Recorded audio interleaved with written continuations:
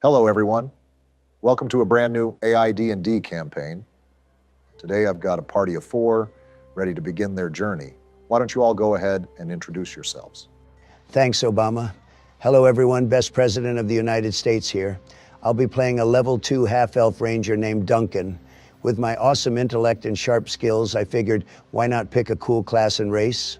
Nice to meet you, Duncan. I am Joesten, Mightheart, your current president, and now a mighty dwarf barbarian. Don't let my age fool you. I've got fists of steel and a heart made of gold. Wait, Joe, you're playing a barbarian? I thought a class like Bard or Monk would be more befitting of a sleeping carcass such as yourself. Pipe down, Donald, before I shove these fists up your ass. Okay, let's move on, please. Right. My name is Jordan Peterson, and I'll be taking on the role of Jax Peter, a level 2 tiefling bard.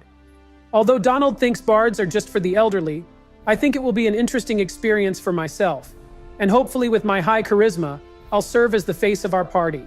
You might have higher charisma, Jax, but I've got the looks down to a T. I mean, just my magnificent hair should get people on their knees. We'll have to see about that, won't we? Greetings. I am Axium Tesla, a variant human wizard. Although I enjoy messing with contraptions and innovating technology, I thought I would give the realm of magic a try. All right, these are some great characters, you guys. Let's get started, shall we? Well, the 4 of you find yourselves inside the Honeywell Inn, a place known for its fantastic drinks and the resting spot for weary adventurers and those who hunger for glory. Each of you were passing by town when you received a suspicious letter from an old man, giving instructions to meet him in this exact spot. Neither of you have seen the man yet. What is your first move? I'll introduce myself to the group first, Barack. Hey guys, I see you all got the same letter, huh? Name's Joesten, but you can call me Corn Pop if you like. It's nice to meet you, Joesten. I'm Jax, and I do think it's weird that we all hold the exact same letter in our hands. Are we sure neither one of you wrote this letter? Well, it certainly wasn't me. This handwriting is sloppy and rushed. Also, it was an old man who handed it to me, and he certainly didn't look like any of you.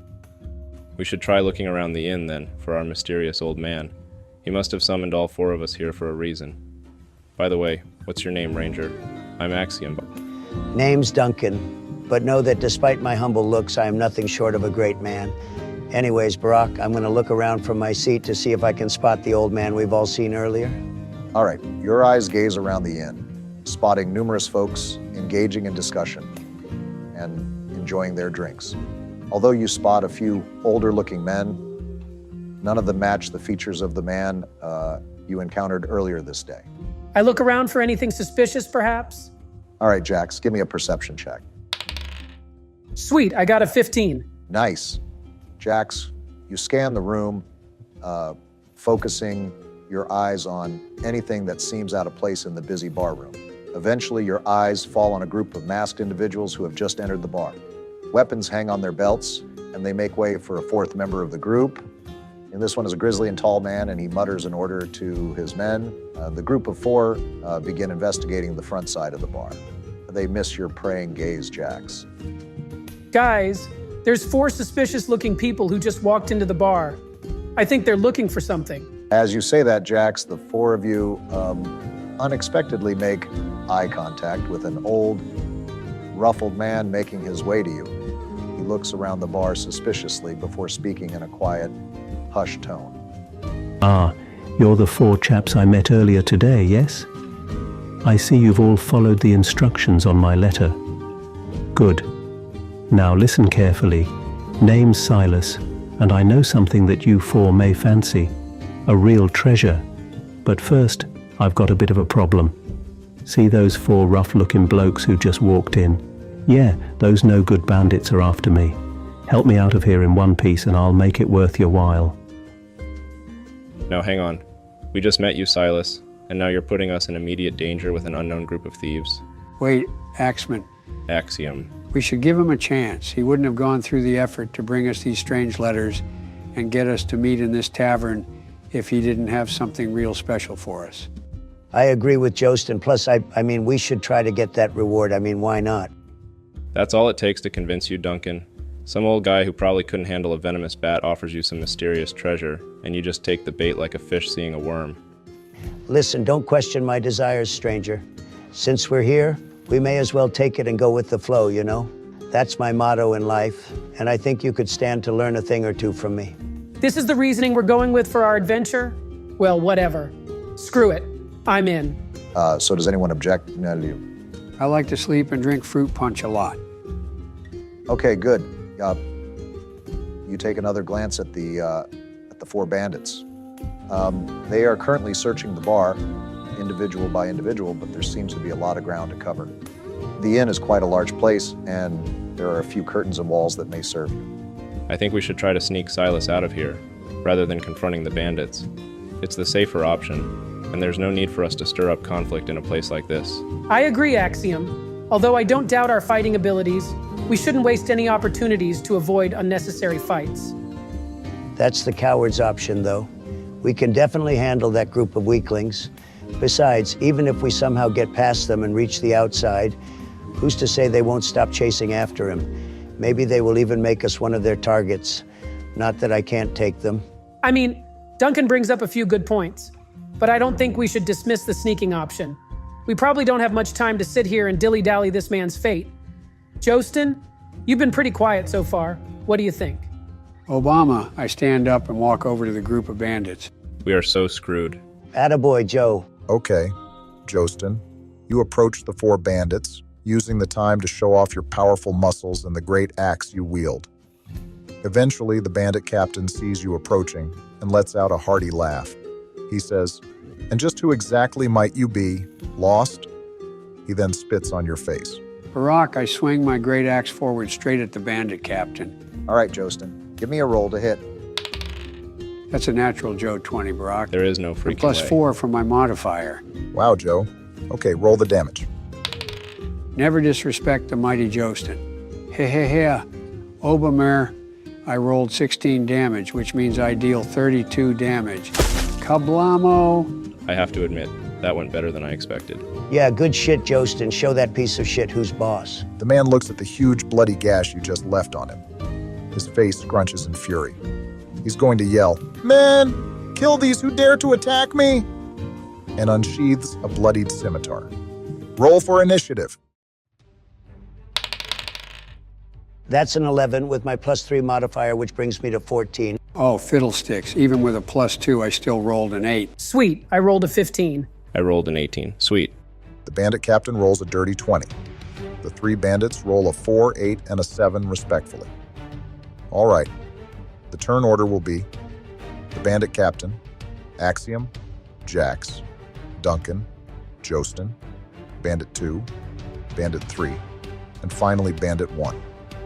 Joesten, the bandit captain faces you, his snickering expression turning into one of rage and frustration. He is going to swing his scimitar at you with a roll of... Wow. Even with a +5 to hit, he still rolled a 9. Looks like he is too sleepy to hit me. Ironic coming from you. He's not done yet, Joe. He swings his scimitar one more time before pulling out a dagger from his belt and throwing it at the second loudest party member, Duncan. What the fuck? This is so rigged. He's not wrong. Oh, shut up, Jax, or I'll put an arrow up your ass. Moving on, he rolls a 18 to hit for his scimitar and 7 on the thrown dagger. Oh, corn pop. That's a hit, Obama. Skill issue. Joesten, his scimitar meets your body, and he deals 8 slashing damage. Meanwhile, his aim was poor, and the dagger flies past you, Duncan, getting stuck in the leg of a chair instead. It's my turn, isn't it? All right, guys. I believe if we defeat the bandit captain as soon as possible, his other goons might turn and run. Obama, I cast Firebolt on the bandit captain. Nice. That's a dirty 24 to hit, and 7 burning damage. That's a hit.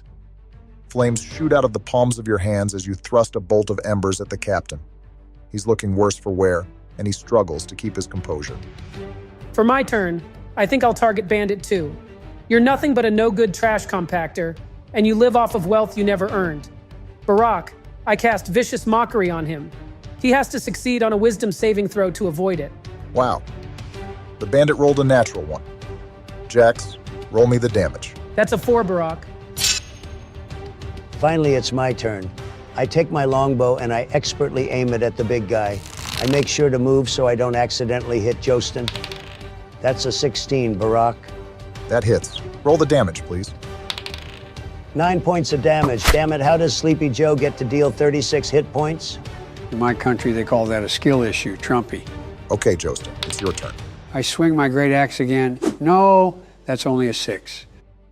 You swing your mighty axe, but the captain sees it coming this time. You miss, and he barks orders to his underlings. The 3 bandits make their first moves. Bandit 2 is going to move towards Duncan and swing his own scimitar. He rolls a 19 to hit and deals 4 slashing damage. Bandit 3 is next, and he chooses Axium as his target. He rolls the 11 to hit and deals 5 slashing damage. Don't worry, Axiom. We may have just met, but I am confident we'll make it through this. Bandit 1 pulls out a light crossbow and puts Joesten in its sights. He rolled a 17, which beats your AC of 15, Joe. The bolt grazes your shoulder, dealing just 3 piercing damage. That's the first round over, guys. Keep up the good work. All right. The bandit captain is going to multi-attack Joesten again. He rolls a dirty 20, a dirty 21, and finally a 17 with his dagger. That's a total of 18 damage. Hold on, Barack. You didn't say what he rolled to hit. Oh, my bad, Joe. I rolled it, but I forgot to announce it. He rolled a 16, so that's 1 over your armor class. Oh, Tooey, gosh darn tootin'. Oh, fiddlesticks, that's all my HP gone. Guys, this isn't good at all. Joesten, the blows you've just taken are just too much to handle. You watch yourself fall ungracefully to the wooden ground, blood staining your uneasy vision. You're going to have to make a death-saving throw each turn, unless somebody helps you up. I don't want to alarm any of you, but he was our toughest team member, and now we're outnumbered by 1. Don't wet yourself, Jax. I'm sure Axiom here has a plan. Way to put all the pressure on me, man. Alright. The bandit captain can't have many hit points left. Barack, I'm going to cast Burning Hands on the captain. Wait, no. That ignites everything in range. I don't want to burn Joesten into a crisp. You're right. Good catch there, Elon. Instead, I'll cast Firebolt on the captain again. Nice. I rolled a 18, which with my modifiers becomes a 23. Obama, I deal 7 points of burning damage. Flames shoot from your hands again, and you leave a nasty burn mark on the man. He's panting, and he looks weak, but he's not out of the fight just yet. For my turn, I'm going to cast my level 1 spell, Healing Word. Joesten, I want you to pick yourself up, buddy, but don't risk your life. Try to get some cover. Obama, I rolled a 4. Jax, your words bring Joesten back to consciousness. Joe, you're back in the fight, but with only 4 HP. Holy crap, thanks for saving me, pal. Don't mention it. Even though we are still strangers to one another, we are all on the same side right now. Focus on the prize, guys. I'm going to fire another arrow from my longbow towards the captain. Nice, that's a 26 to hit. Barack, my arrow is going to deal 9 piercing damage to this low aura motherfucker. Low aura? What in the world does that mean? If you don't get it, it means you don't have any either. Whatever, man. Can we just move on to Joe's turn? I ignore Jax's warning, and I get right back up besides Mr. Dookie Head over here, screaming, "Never mess with the Bidenator!" Does a 15 hit, Barack? Yeah, you just barely make the hit. That's 14 slashing damage. Oh yeah, baby. That's enough for a kill. Describe it for us, Joe. Way to go, big guy. I lift my great axe into the air, the muscles in my arms bulging like they're about to pop. With a glint in my eye, I give the bandit captain a curt nod and say, "Hasta la vista, baby." Then I swing my great axe straight into the middle of his skull, and I split his head into 2. Holy shit. I think I'm going to stay on Joesten's good side going on from now. I hate to admit it, but that was pretty sick, Joe. As the party watches Joesten tear the former captain's head apart, they realize the rest of his crew remains. Bandit 1, however, decides his life is worth more than some squabble and makes a break for the exit. Shit, do we just let him go? I don't see why not. With one less enemy to face, our odds of victory are essentially guaranteed. You sounded like a nerd, but okay, go ahead, Obama. All right. Bandit 2 makes his move, targeting Jax with his crossbow. Even though he rolls with disadvantage thanks to your vicious mockery, he still rolled high enough to hit you. Looks like that's 9 piercing damage. Ah, shit. I'm below half HP, guys. That's what you get for not wearing any armor. Come on, man. I've got some nice armor on me, and Joesten has his bulk. You two are gonna hold us back with those low-ass ACs. You forget that I can cast the mage armor spell on myself, thus removing the need for physical armor. Then why didn't you? I didn't think it was necessary for our first fight. Guys, can we move on, please? Thank you. Bandit 3 is going to move up towards Duncan and take a swing with his scimitar. Dang, I only rolled a 7. Nice try, but you can't hit the Don. Come on, guys, let's end this charade. I cast Magic Missile at Bandit number 2. Okay, hopefully I roll something good. I rolled a 3, 3, and a 2, which adds up to 8 total damage. Nice! That's enough to kill. Would you do the honor, Axium? Certainly. With a wave of my staff, 3 glowing missiles made of pure magical energy shoot out towards the stupefied bandit. Within a few seconds, he's knocked dead to the ground as the missiles prove fatal. With Axium's clean kill, only 1 bandit remains. Bandit 3 is still at full health, however, but it's 4 against 1. Still, he seems steadfast and decides it's better to go down fighting rather than running away. He's got balls, I'll give him that. All right, Obama, I cast Vicious Mockery on the final bandit. It's a good day for you because I rolled a 12. The bandit fails his wisdom check, so roll for damage. Sweet. That's 4 psychic damage. You, sir, are nothing but a fool. If you honestly thought you were going to win while dressed like that, you lost the battle the moment you dared take a step into this bar. I rush towards the guy and swing my short sword at him. Does an 11 hit? I'm afraid not, Don. God fucking damn it. This game is so freaking rigged. For my turn, I grab one of my javelins and toss it at Corn Pop over there. Sweet, that's a 21 to hit. I think this game is rigged in Joe's favor. Donald, you can't just call something rigged simply because you rolled a low number. That's the world of RNG. Exactly, you tell him.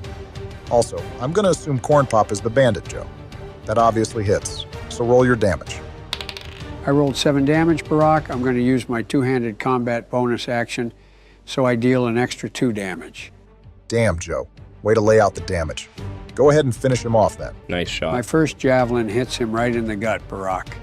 Just as he thinks he's avoided death, my second javelin hits him right between the eyes. Not even St. Patrick is going to be saving this poor fella. Awesome.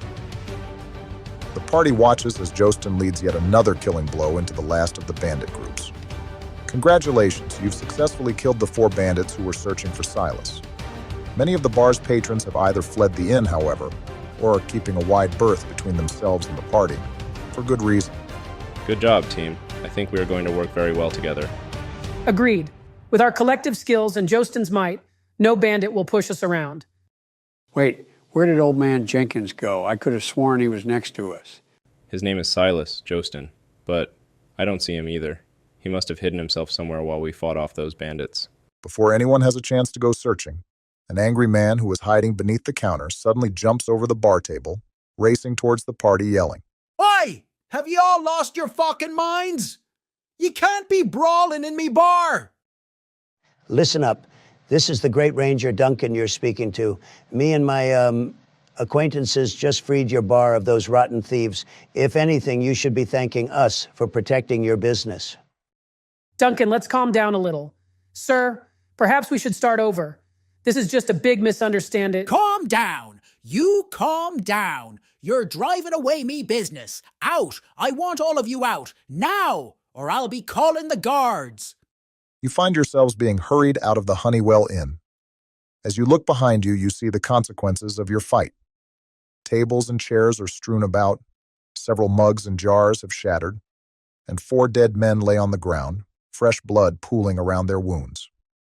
The only reason I haven't kablamed you into the ground, mister, is because I think your voice is pretty funny. Can we all just stay quiet and walk out? We don't need to be in any more trouble as is. We should count ourselves lucky the barkeep didn't try to charge us for the damages. You have a point, Wizard Man.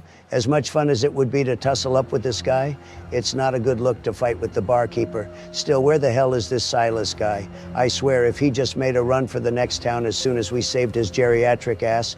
Don't worry, Duncan, old boy. From one old man to another, he's near. I can almost smell it. Joesten, please keep those thoughts to yourself.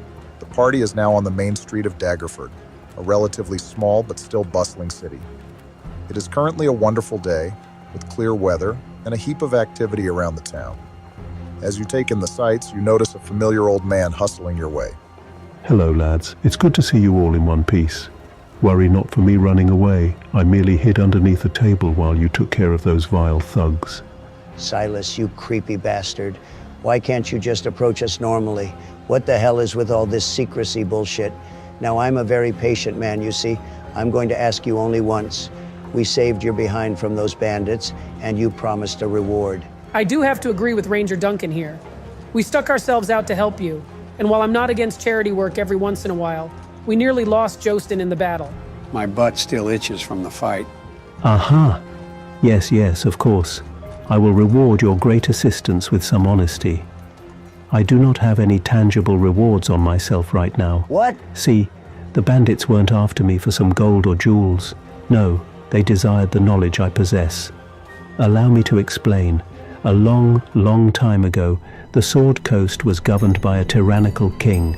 For years, common folk toiled under his evil reign, until one day, that is, when a young adventurer set out to vanquish him. He raised his sword, uttered a prayer, and watched as holy flames smited his blade, enchanting it with godly power. The young hero killed the evil king and laid him to rest. When he died, his mighty sword was buried beside him. Through a few contacts of mine, I managed to locate the relative location of the knight's tomb. Legend says his sword is still enchanted, waiting for its next hero. Of course, those are all rumors. Still, there must be a huge quantity of treasures locked inside the ruins. That is why those bandits sought me out. It feels a bit odd that a stranger decided to meet us and then give us the location of some mystical treasure. Was it really only because he was being hunted by bandits? Barak, can I figure out if he's lying? Go ahead and roll an insight check, Elon. Got a 16, nice. Elon, you pry carefully into the words spoken by Silas, sifting for their true intentions. You find honesty in his words, and no deceit. Yet, there is something else, but you don't have the insight or the knowledge to dig any deeper. Looks like he's telling the truth, guys. Barak, I keep that last bit to myself for now. 1 second, Barak. There's something important to tell you. Huh? What is it, Jordan? Well, me and Elon made our sheets together, and I just now realized that while getting our attributes with point buy, we actually have a small portion of points left to spend. Well, what? Really?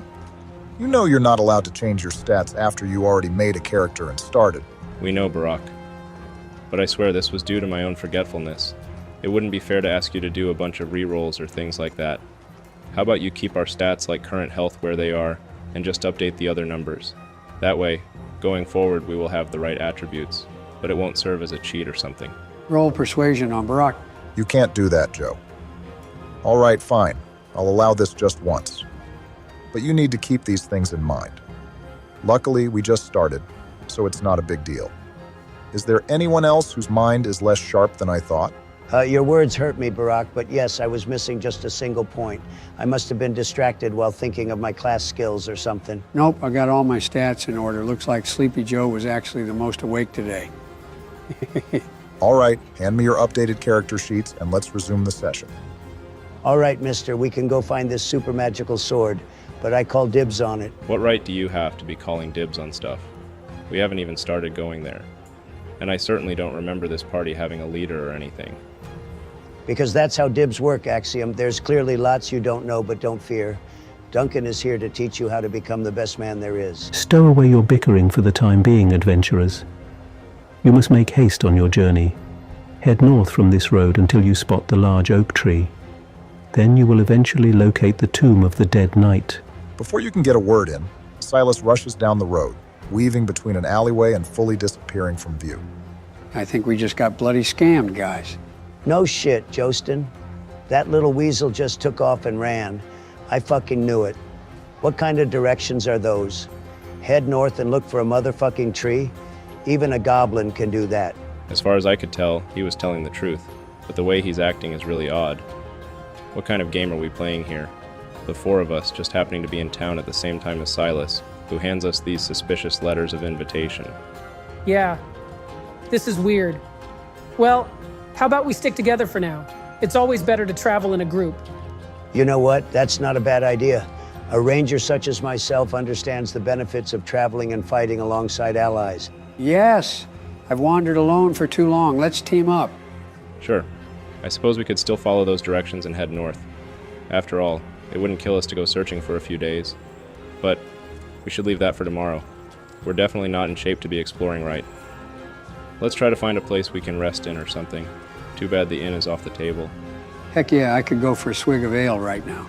Obama, I searched for any other establishments around Daggerford that could possibly let us spend the night for some coin. Jax, as you scan your surroundings for some place to rest, your eyes spot a little hostel closest to the eastern edges of town. Unlike the Honeywell Inn, this location has a poor reputation and seems to lack the maintenance required for a more comfortable living. Still, it appears to be your only option, as the party has received a permanent ban from the inn. Come on, guys! I found us a spot to spend the night in. Are you sure this is our only choice, Jax? This place looks far too, how do I put it, unscrumptious to house us. I get our circumstances, but I'm worried it's filled with rats or something. Really, Axium? A few unclean sheets is too much for you? We rangers had to live out in the wilderness, sometimes for months, as part of our training. This place, while perhaps unsavory to the eye of the city folk, is luxury when compared to some of our sleeping spots in the great forests. Really? Because you, Duncan, never strike me as the guy who knew anything about extremely modest living. I mean, you won't stop talking about how great you are, even though I've barely seen any signs of those supposed heroics. Just because I hold myself in high regard doesn't mean I am detached from the common folk, Axiom. You wizards consider yourselves to be in your own class, too great for the rest of us. But aren't wizards their own class, like paladin, druid, and warlock? He's talking about social status, Joesten. Look, you two, there's no need to argue right now. We're in this together, aren't we? If we work side by side, we can all get our share of whatever's buried inside that ancient tomb. No need for discord. But first, let's head over to this establishment. We all need some rest. All right, I can't argue with that. Let's just go already. As you make your way forward, the sound of metal clinking and heavy footsteps stop you in your tracks. Stop! You hear from behind you. As you turn your head, your expressions reach shock as 3 guards catch up to you. The guard in the center approaches the group, his right hand gripping the handle of his blade. You 4 are hereby presented with this ultimatum. He clears his throat.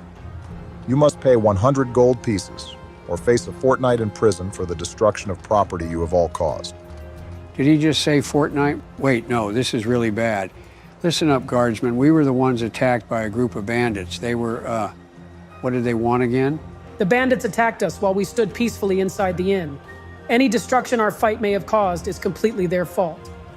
Oh, really? We've personally witnessed the state of the bar. There are shattered mugs and cracked splinters all across. 3 dead men with horrific wounds. The innkeep told us that a group consisting of a dwarf, a tiefling, an elf, and a human were responsible. Lo and behold, you all match the profile. That motherfucking... Hey, listen, he's lying.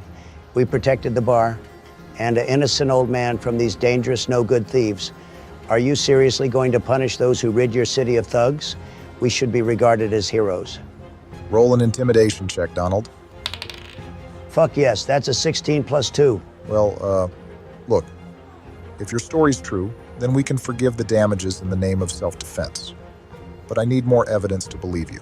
Please, sir, we were minding our own business until an older man told each of us to meet him in the inn. When we got there, a group of bandits were searching for him. I don't think they would have settled their matters peacefully. Silas was the old man's name. Have you heard of him? The guards glance at each other and mutter a few words. Silas? The guard in the middle says. That old geezer? Well, he's a bit odd, but he isn't known for being a liar. Yeah, he wanted us to protect him. Who knows what those bandits could have done to him and the other patrons of the bar had we not intervened. Give me a persuasion roll. Crap. Even with a +6, I only rolled a 9 total. Oof. Ouch. The guard raises an eyebrow. I don't know, though. Silas may not be a liar, but he sure ain't a preacher. Why didn't he just call us, the city guard? Damn it, Jax. I thought you had high charisma. What else am I supposed to do? Well, we could attempt to bribe them, or even fight out of this situation. I strongly advise against either idea, however. Like, seriously. I don't know if I could handle a fight right now.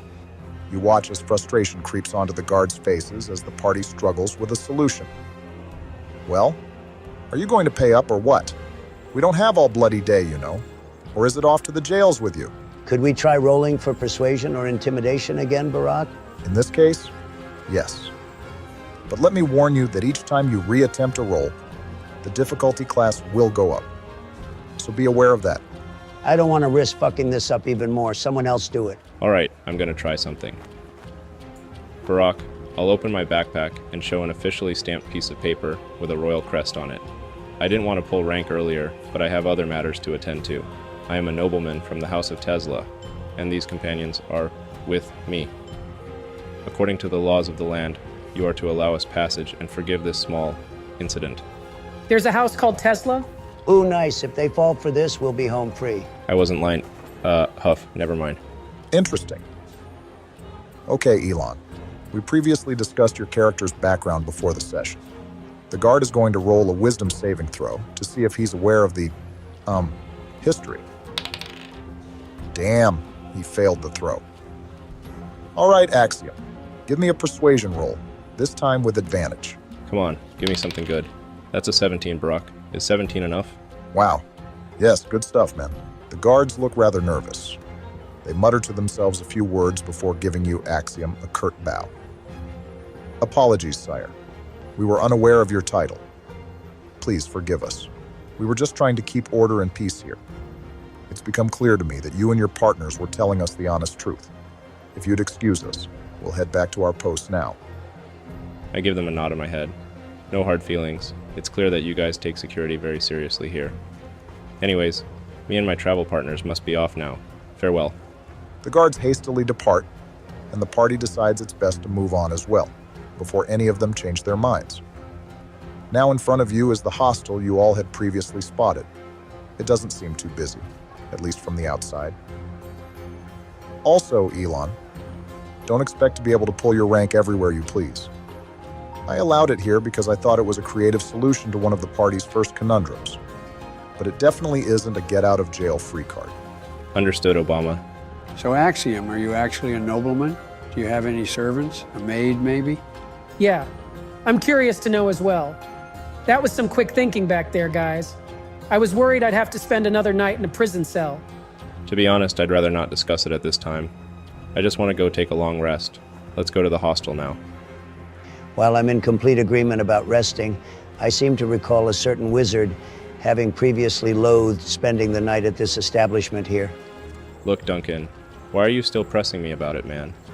I've accepted the fact that I will possibly be sharing a room with diseased rats and bed fleas. No worries, Axiom. I'll crush any rats that try to snuggle in the sheets with you. That's an odd way to word it, Joesten, but I appreciate it, I guess. The party makes their way inside the building. The floorboards creak and a few drops of water spill from the ceiling, landing inside a bucket on the verge of overflowing. At the front desk sits an extremely elderly man, his skin wispy and his hair long and snow white. Excuse me, do you happen to be Joesten's long-lost cousin? But seriously, the four of us would like to rent a room for a night here. Not funny, Duncan. I am not an old man. The elderly man barely seems to notice your presence, Duncan. He reaches out an empty palm of his hand and speaks in a hushed voice. 1 silver per person, please. All right, I think I speak for all of us when I say we each hand him a single silver piece. He retracts his hand before returning it with a single room key. Just one key? Look, old man, while it wouldn't be the first time I've bunked up with people, I don't know if Joesten there can even fit in a regular bed, and I'd rather not wake up with the hulking mass of a barbarian on top of me. Says the guy who was built like a fat oaf. Well, all right. Let's just accept it and head to bed. The less you think of it, Duncan, the less it'll bother you. I think. You might be speaking the truth for once. The party heads upstairs. Unsurprisingly, your shared room is the opposite of comfortable. Still, each of you manages to fall asleep. With the party performing a long rest, I think this is a great spot to end today's session. Thank you all for being here, And thank you, audience, for watching. I'm still a bit new to this whole DMing thing, so please excuse any mistakes I have made. There may also be a fair bit of homebrewing in this campaign. So yeah, like and subscribe if you enjoyed the video, and until next time. Wait, Obama, I cast sleep on myself.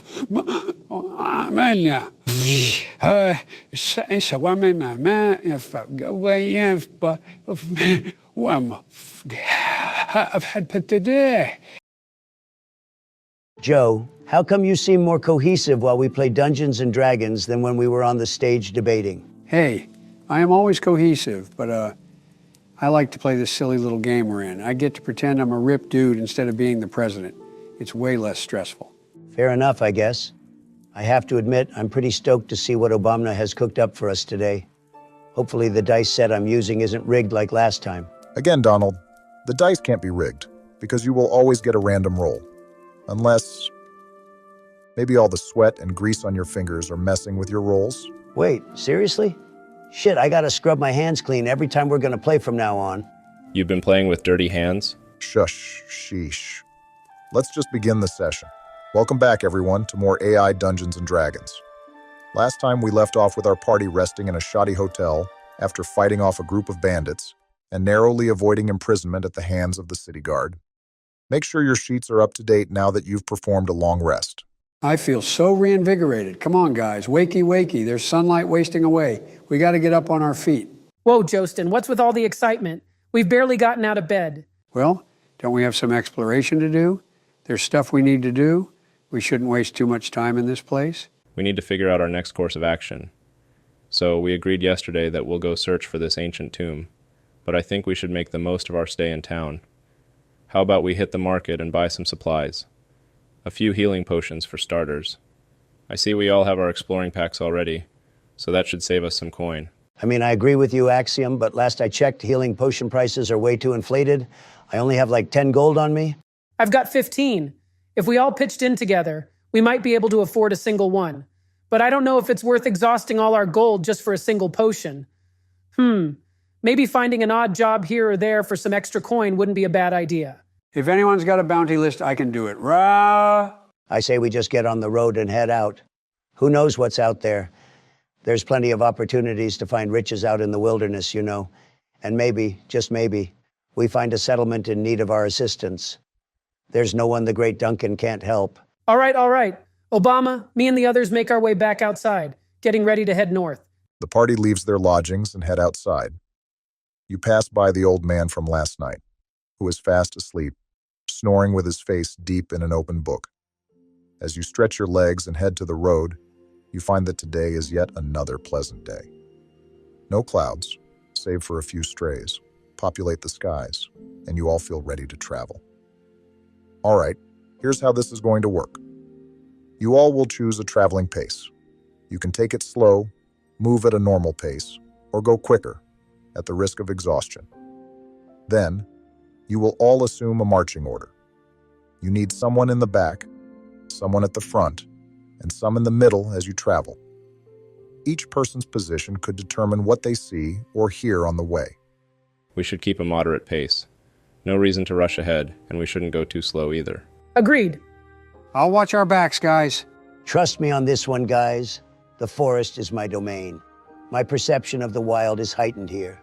I'll take the front and guide us to victory. All right, go right ahead, Duncan. The party begins their first journey. Duncan takes the lead, while Joesten guards the rear, leaving Axium and Jax in the center. You all leave the city grounds and begin reaching a forest. The forest sprawls all around you. You must cross the woods in order to near your destination. You stare with a hint of wonder at the wilderness that envelops you. Trees tower into the sky, their branches and leaves dancing softly with the wind. Birds of all colors fly and nestle between trees, their beautiful songs charming the air. Even the ground is without a doubt colorful. Ferns and flowers of many species dot the surface, life growing without pause here. The only sign of human activity here is the small road, penetrating through the forest. Ah, isn't it beautiful, guys? Just look at this place. This trip is going to be over before you know it, so soak it all in. Damn, Duncan, I didn't take you for someone who really likes the woods. You're a ranger, right? Were you born out here?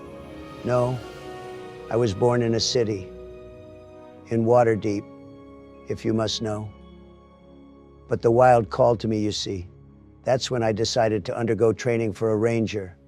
That's partly why I was in Daggerford, since the great woods were nearby. And, well, fortunately for me, that old man's quest took me right here after all. What about you, big guy?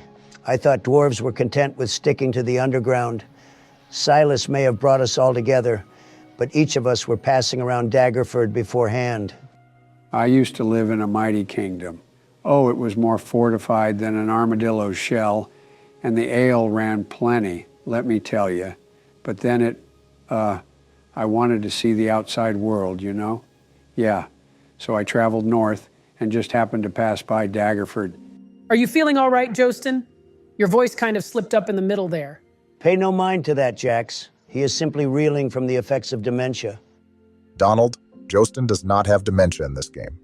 Well, whatever. Tell me, Jax, what brought you here? I thought it was unusual for tieflings such as yourself to be bards or wandering around the land so freely. No offense, of course. None taken, Duncan. Well, it's true. My kind face all sorts of prejudice because of matters taken far before most of our lifetimes. But I always liked the song of music, and I know that even just a few tunes can change people's minds. I want to show this land that us bards and tieflings, usually treated like second or even third-class people, can still persevere and inspire the hearts of others.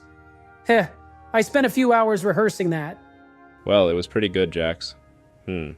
Since everyone else is sharing their stories, I guess I might as well share mine. Earlier, I revealed about my lineage in the House of Tesla, but it was, well, slightly misleading. I was a part of the house, you see. Not anymore. I thought you were stuck with your lineage forever. What happened? I'd rather not discuss it. Let's focus on the path ahead, shall we? The party makes their way down the road. You all make good distance, traveling pretty far within a few hours. All right. Duncan, give me a perception check. Shit! That's a 3 plus a 3, God damn it. I thought you were supposed to have good perception. Shut the hell up, Joesten. Wait, Obama, don't I get to double my proficiency bonus because it's a forest and all, and that's my favorite terrain? You're right, Donald. Since perception is a wisdom check, and you're in a forest, you can double your bonus. All right, well, that makes my total roll a 9. Okay, any one of you, roll 100, please. Uh-oh, Duncan screwed us. Go to hell! I'll roll it. I got a 93, Obama. Interesting. Okay, let's do this. The party's eyes are drawn towards something large, looming over the tops of a few trees. Your curiosity's piqued. Each of you briefly step off the path, making your way to this unnatural disturbance in the forest. What you see before you are the cracked stones of a watchtower. It lines the edges of a formidable wall, decades of wear and erosion showing their marks on its unpolished edges. This is an old outpost, seemingly hidden amongst the trees, and as far as you can tell from the outside, abandoned and forgotten. Hold on, Obama, why did all our portraits just shift around? You all step closer, a mix of curiosity and caution driving you. The outpost's wooden gate has been torn off, its remains showing damage only brute force could cause. As you walk through the gate, you all feel a hint of unease building within you. A shiver crawls up your spines as you notice pools of dried blood dotting the yard. You each wonder the same thing. If there's so much blood, where are all the bodies? Yeah, forget about my question then. I don't like this. What in Farron happened here? This looks like the work of goblins or something. Or maybe a pair of really hungry bears. I search around for any potential dangers or clues as to what went on here. Despite your caution and innate perception, your eyes dart around to no avail. From your position, in the outpost's southward yard, you see no indication of what occurred on these grounds, nor anything else alive for that matter.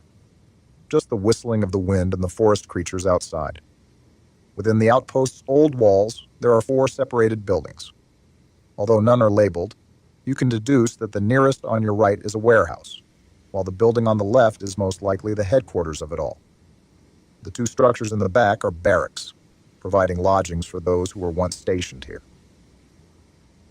Where should we start with, guys? Wait, are we actually going to stick around here? I mean, this is clearly a bad omen of some sort. We don't have to be here. The road's not far, and we should make the most out of the daytime we got left. Getting cold feet, Jax? Come on, Jaxie, be a man. I say we start with the warehouse. If the place is abandoned, we get first dibs on any supplies that are left over. I completely agree with you, Duncan. Obama, I walk straight into the warehouse. Joesten, you find the building filled with wood crates and barrels. A few cobwebs cover the ceiling and the ground. Inside the crates are mostly supplies. Unfortunately, many have expired. Thankfully, the bloodbath of the outside appears to have spared this storage facility, and everything appears intact. Well, besides the wearing of time itself. Darn it. I was hoping there'd be some snacks in here. There's no way I'm eating any spoiled food. All righty. Can I search the place more thoroughly? Sure. Roll me an investigation check, buddy. Hey, Obama. I walk inside behind Joesten and assist him in the investigation. Thanks, buddy. That means I get to roll with advantage. Kablamo. I rolled an 18. Nice one. Working together, you both manage to find a few pieces of food that have escaped spoiling. These supplies will be useful should you choose to make a long rest in the future. You also find a weapons rack containing a morning star and a dagger. At the very back sits a large water tank. On its top is a lid, closed shut. I grab the morning star, stashing it away, and hand the dagger to Axium. Oh, I also put away the food we found. Nice. Hey, Axiom, pal, would you mind if I had that dagger? I could dual wield it with my own and get that two-handed combat bonus. Sure, it's not much good for me anyway. I hand the dagger to Jax. I'm going to move closer to the back and check out the water tank. You know, I could use a swig of water. We've been walking for a while, and it's never good to run dry. I try to pry open the tank's lid. Don't be so hasty, Duncan. You might accidentally tip it over and spill everything that's inside. Give me a straight strength roll, Duncan. Is a 12 enough? Duncan climbs up on a crate to pry the lid open. He groans as he puts all his weight against it, the wood creaking as he pulls with all his might. Unfortunately, your strength check was too low to open it.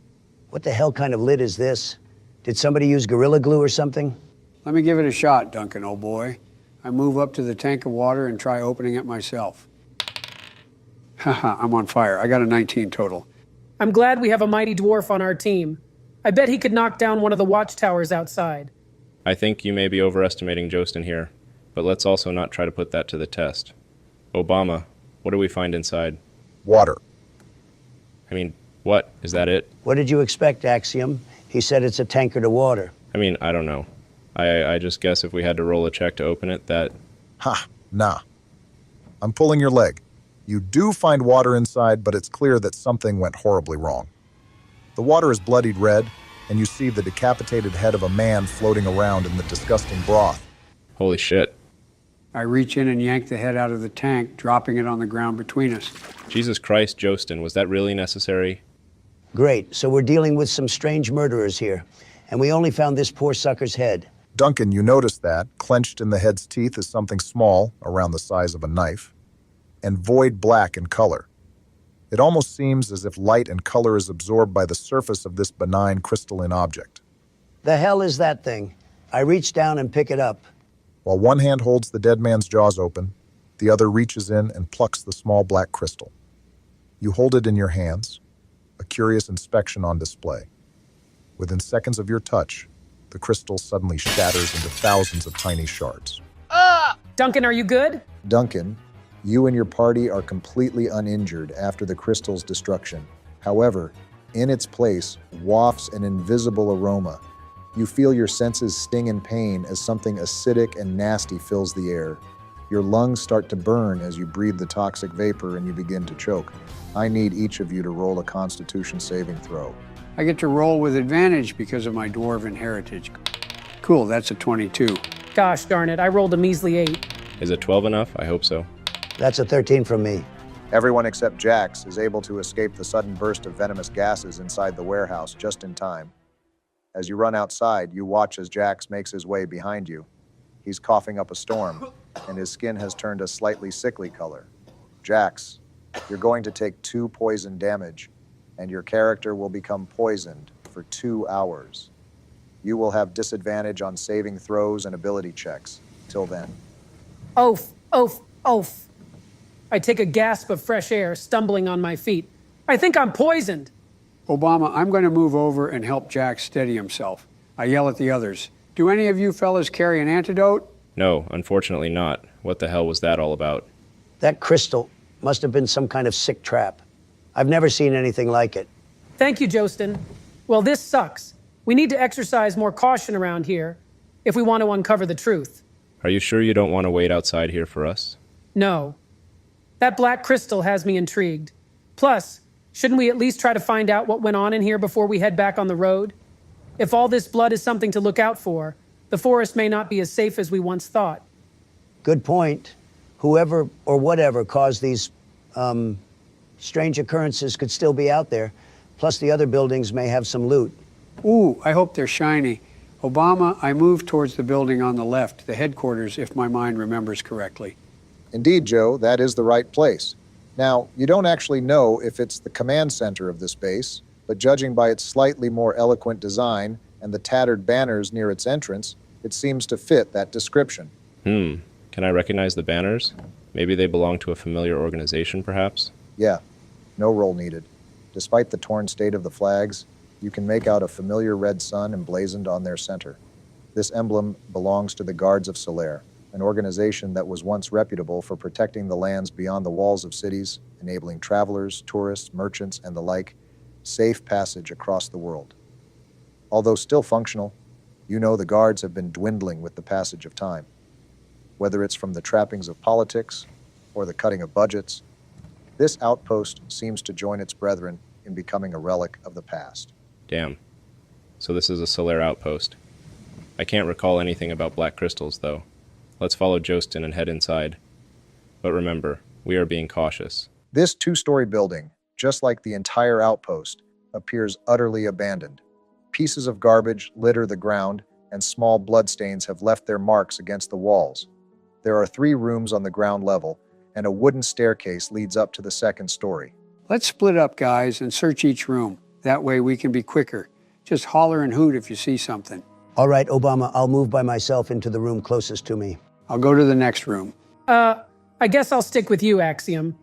I don't think it's wise for anyone to head upstairs just yet, and I still feel slightly queasy. No worries, Jax. Just, try not to puke onto me, okay? Huh, rude, but duly noted. All right. Duncan, let's start with you. The room you walk into appears to be a small unit. You find a cracked plate with the ashy remains of somebody's burnt meal. Strangely, there's a fork stuck halfway into the wall. You check the small crates and sacks in here, but they are either filled with air or contain only junk items. What the hell? This is just a heap of garbage. Hang on, I'm going to give this room a thorough search, just in case. Roll for investigation, Donald. Haha, that's a 15, Bamna. Don't call me Bama. Anyways, Duncan, you give the room an inspection. You realize there's an unchecked box sitting just by the side of the door. You would have missed it if not for your roll. I will pick up the box and open it right away. Inside, you find 2 glasses of water and a whole day's worth of rations for 1 person. The rations seem to be valid and safe to consume. Oh, seriously? This was just someone's stupid lunchbox. Well, whatever. I'll empty the box and store the stuff inside away. As you store the goods, Duncan, you suddenly hear a loud noise come from upstairs. It sounds like a hard knock of wood. Let's pause here and move to Joe. Biden, you're in a small workshop of some sort. Small metal tools line up the surface of a dusty table, and there's a chair knocked on its side beside you. Can I take a closer look at the tools? Would I be able to pack them up and take them with me? That would be useful. Sure. You gaze at the set of tools before you. Many of them have rusted or are dulled or bent out of shape. There's a small hammer with dried blood on its edges. You do manage to separate a few tools which are in usable condition. They include a little hammer, a whetstone, 2 clasps, and the sort. With a quick search, you spot an empty bag which you can use to move the items inside. Go ahead and add the smith's tools to your inventory. Nice. I'll put the tools away for now. Now give me a perception check, Joesten. Gulp. Okay, that's a 15 total. Phew. As you gather your new tools and set to leave the room, a glint of light in the corner of your eye catches your attention. You redirect your gaze to a small stand on one end of the room you're in. You nearly missed it, but inside sits a single black stone. It's held by a small set of iron clasps, but can be easily removed should you attempt to do so. You notice that the light seems to sheen off of it. Oh, shit. Could this be the strange rock from earlier? Bamna, can I make a check to see what the stone is? I don't want it to explode in my old hands. Yeah, go ahead and give me a history check here. Aw, sweet Riz. I rolled a 15 plus 4 because of my stone cutting trait, which gives me a Biden 19. Nice.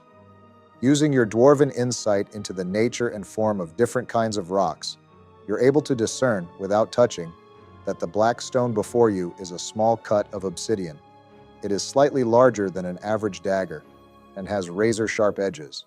Most importantly, it is not the black crystal from earlier. It's a good day to be a dwarf. I'll grab it and stow it away. Who knows when it might come in handy. As you close your pack, your attention is drawn to a loud thudding upstairs. Okay, pause for now, Joe, and we'll head to Jax and Axium. Axium and Jax, the two of you are investigating the last room together. This is a large room and is well lit thanks to a few half-opened windows. Sunlight beams over a large oval table. It has a tablecloth draped over and 4 stools line up along its sides. The table is empty, save for a few plates, some of which contain small singular pieces of dried bone.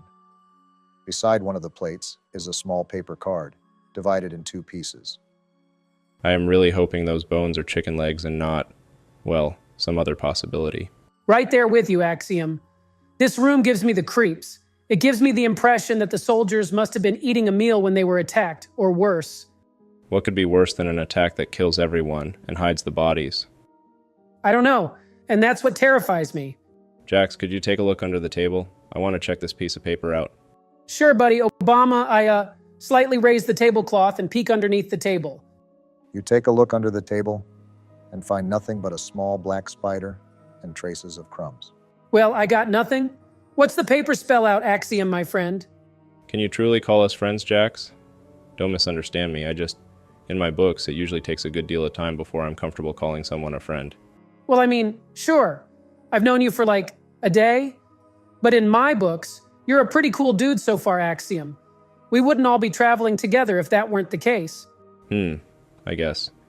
It's not like I don't want to be friends with you guys. I just feel, I don't know. I'll have to give it some thought. Well, take all the time you need. But I hate to interrupt our charade, but you're gripping that paper kind of hard. It might tear more than it already has. Oh? Oh, shit. Right, let me read it out. Obama, what's on it? You piece the card together and read the following. Report to the nearest station. Do not disclose the information found. Enemy spies may be lurking. Be careful. Don't let the soldiers fear. Stay put. Reinforcements soon. The rest of the text is smudged or illegible. There is no signature or recipient addressed in the card either. This must have been the orders the outpost received just before they fell. I don't like how this raises more questions than answers. For instance, enemy spies? The guards of Solaire weren't exactly rivals of any major faction. They did dirty work that pleased most rulers and lords out here. Who could these spies be? I wonder if they were the ones responsible for the events here. Your answers will have to go unanswered, as the two of you are startled by the banging of wood upstairs. Okay, everyone. You all gather at the base of the wooden steps, each of you having heard the sudden noise. There was a single, loud thud, and nothing else. Did one of you 3 cause that noise? What the hell was that? How would any of us do it if we were all down here on the first floor? I don't fucking know. We're alone here, right? I was busy checking out the storage closet right there. Axiom and I were reading this note talking about reinforcements sent to this camp. We heard the sound and came running. I was checking some old tools I found. Must have been a raccoon or something. That's a possibility. We can't keep looking elsewhere without first checking this out. If there's an intruder, we'll know real soon. If anything, we'd be the intruders. Oh, and he's already climbing up. Wait up! Obama, what do I see upstairs? The room above is small. You see an old chandelier hanging from the ceiling, shadows hanging off of it from the light outside. Beside you, 2 chairs are left idle on their sides. Your ears pick up another creak, another disturbance among you. A closet off to the side appears to be the source. A light thud again. Joesten, please wait for us first. Can I move with stealth towards the closet? God damn it. Sure, roll a stealth check. Ooh, fiddlesticks. That's a 4 total, Obama. Joe, you try to quietly step your way towards the closet. Unfortunately, it seems as though every single step you take highlights your position as the floorboards groan and creak ominously beneath your weight. It's as if each one is intending to betray your attempt at stealth. The thudding continues, now seemingly more alarmed thanks to the announcement of your presence. Screw it. Obama, I hustle on over and swing the closet open. The second the closet doors are swung, a man tumbles out from inside. He drops on the ground with a heavy thud, sprawled in a fetal position. The man appears to be a soldier, his chain-link armor damaged and showing scars of war. Small wounds cover his body, and his expression is one of bewilderment. You try to help him to his feet or get a response out of him, but all he does is mutter. He's in a completely dazed state. I assume the rest of us catch up. What the hell? Who is this, Joesten? Is this our intruder? I think he was already here. He must be the only survivor left. In that case, we need this man in shape to be interrogated. I'll get down with Joesten and try to ease this man onto one of the chairs. Jax, could you cast a heal on this man? Sure, I cast Healing Word on him. I rolled a 6. Huh? I'm alive? What happened? You guys aren't here to kill me, right? No, sir. We were exploring this ruined outpost and stumbled upon what looks like evidence of a massacre. We believe you may be one of the only survivors left. What's your name, old boy? Do you remember anything that happened? Well, my name, right? My name's Jackrin, but you can call me Jack. I'm a guard here at Blackcrest Outpost. Usually I just patrol the perimeter here. Right. A few days ago, we found a wounded traveler with some kind of big message to deliver. We took him here and, the rest is hazy. You see hints of confusion and haze across the man's features as he struggles to recall previous events. He's rocking slightly in his seat, as if he is carrying mental baggage that not even he can remember. Am I really the only one left? Oh shit, man. I remember violence. I remember fighting, clawing, biting. I remember our screams and the sound of swords clashing. I remember death and failure. I think someone fought us, someone attacked us. But I can't remember exactly who or what. All right. Keep yourself calm, buddy. Let's not press anything else out of him, guys. He's clearly freaking out. Hey, Jack, how about you come with us? We're trying to find out what happened here. What happened here again? That's literally what we're trying to figure out, dumbass. Okay, well, Jack nods at your offer. He tells you he'd rather be with company right now. Anyways, you take the time to give the room you're in another glance. Besides the closet, there's a door leading outside in this room. Through a small eye slit, you notice a bridge hanging over the outpost. It leads straight to a watchtower. The bridge hangs precariously, and you feel as though it is less stable than it appears. The watchtower could hold more clues. Okay, listen to me, guys. We need to go one at a time here, okay? Be very careful. Yes, I hear you. How about I go first, Axium? I'll make sure the other side is all clear. Sure, man. As Duncan crosses the rickety bridge, your left leg swings out of the blue as one of the boards falls to the ground below. Give me a dexterity saving throw. Yep, you're in the all clear. You're able to make it to the watchtower without any issues. Okay, nice. I'll hold the rope from this side to steady it. I call out across the way. Next. Each of you will roll acrobatics so you don't lose your balance.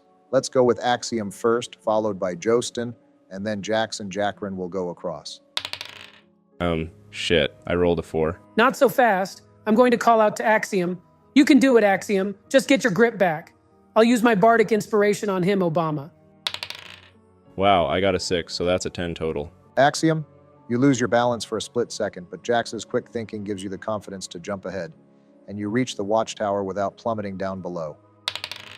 Nice moves, guys. I rolled a 15, by the way. And I, a 14. Okay, the rest of you, including Jackrin, make your way across the uneasy bridge. Within 2 minutes, the party has crossed over to the watchtower. It's a looming stone tower, around 40 feet tall. Its exterior has been heavily damaged, and you spot several chunks of missing stones along its walls. You find the door before you barely hanging on its hinges. A quick shove from Joesten, and it falls flat onto the ground. Spiral stairs head up and down, but the path downwards is completely obstructed by fallen debris. Jackrin, do you know how long you've been out for? Or what day the attacks came? Can you remember a date or anything? You watch as Jackrin digs deep into his memories, a look of pain growing on his face. Roll me an insight check. That's a 12. A date? I can't. I don't know what day. How long? Ugh! Holy shit, Axie, you're causing him to spiral. Snap out of it, boy. Do you think I did it on purpose? Forgive me for trying to get some answers here. Calm down, you two. Let's use our eyes and ears here. We should climb to the top, get a good view of the place, eh? Who knows? If we found old Jack here hiding away, maybe there are other survivors. I agree with Joesten here. You two need to hold your bickering aside. Okay, Obama, the 5 of us step up towards the top of the watchtower. The watchtower's peak gives you a grim sight. 3 dead bodies are strewn around, one of them hanging over the edge. You see no discernible wounds or fatal injuries on them, but they lie still, totally motionless.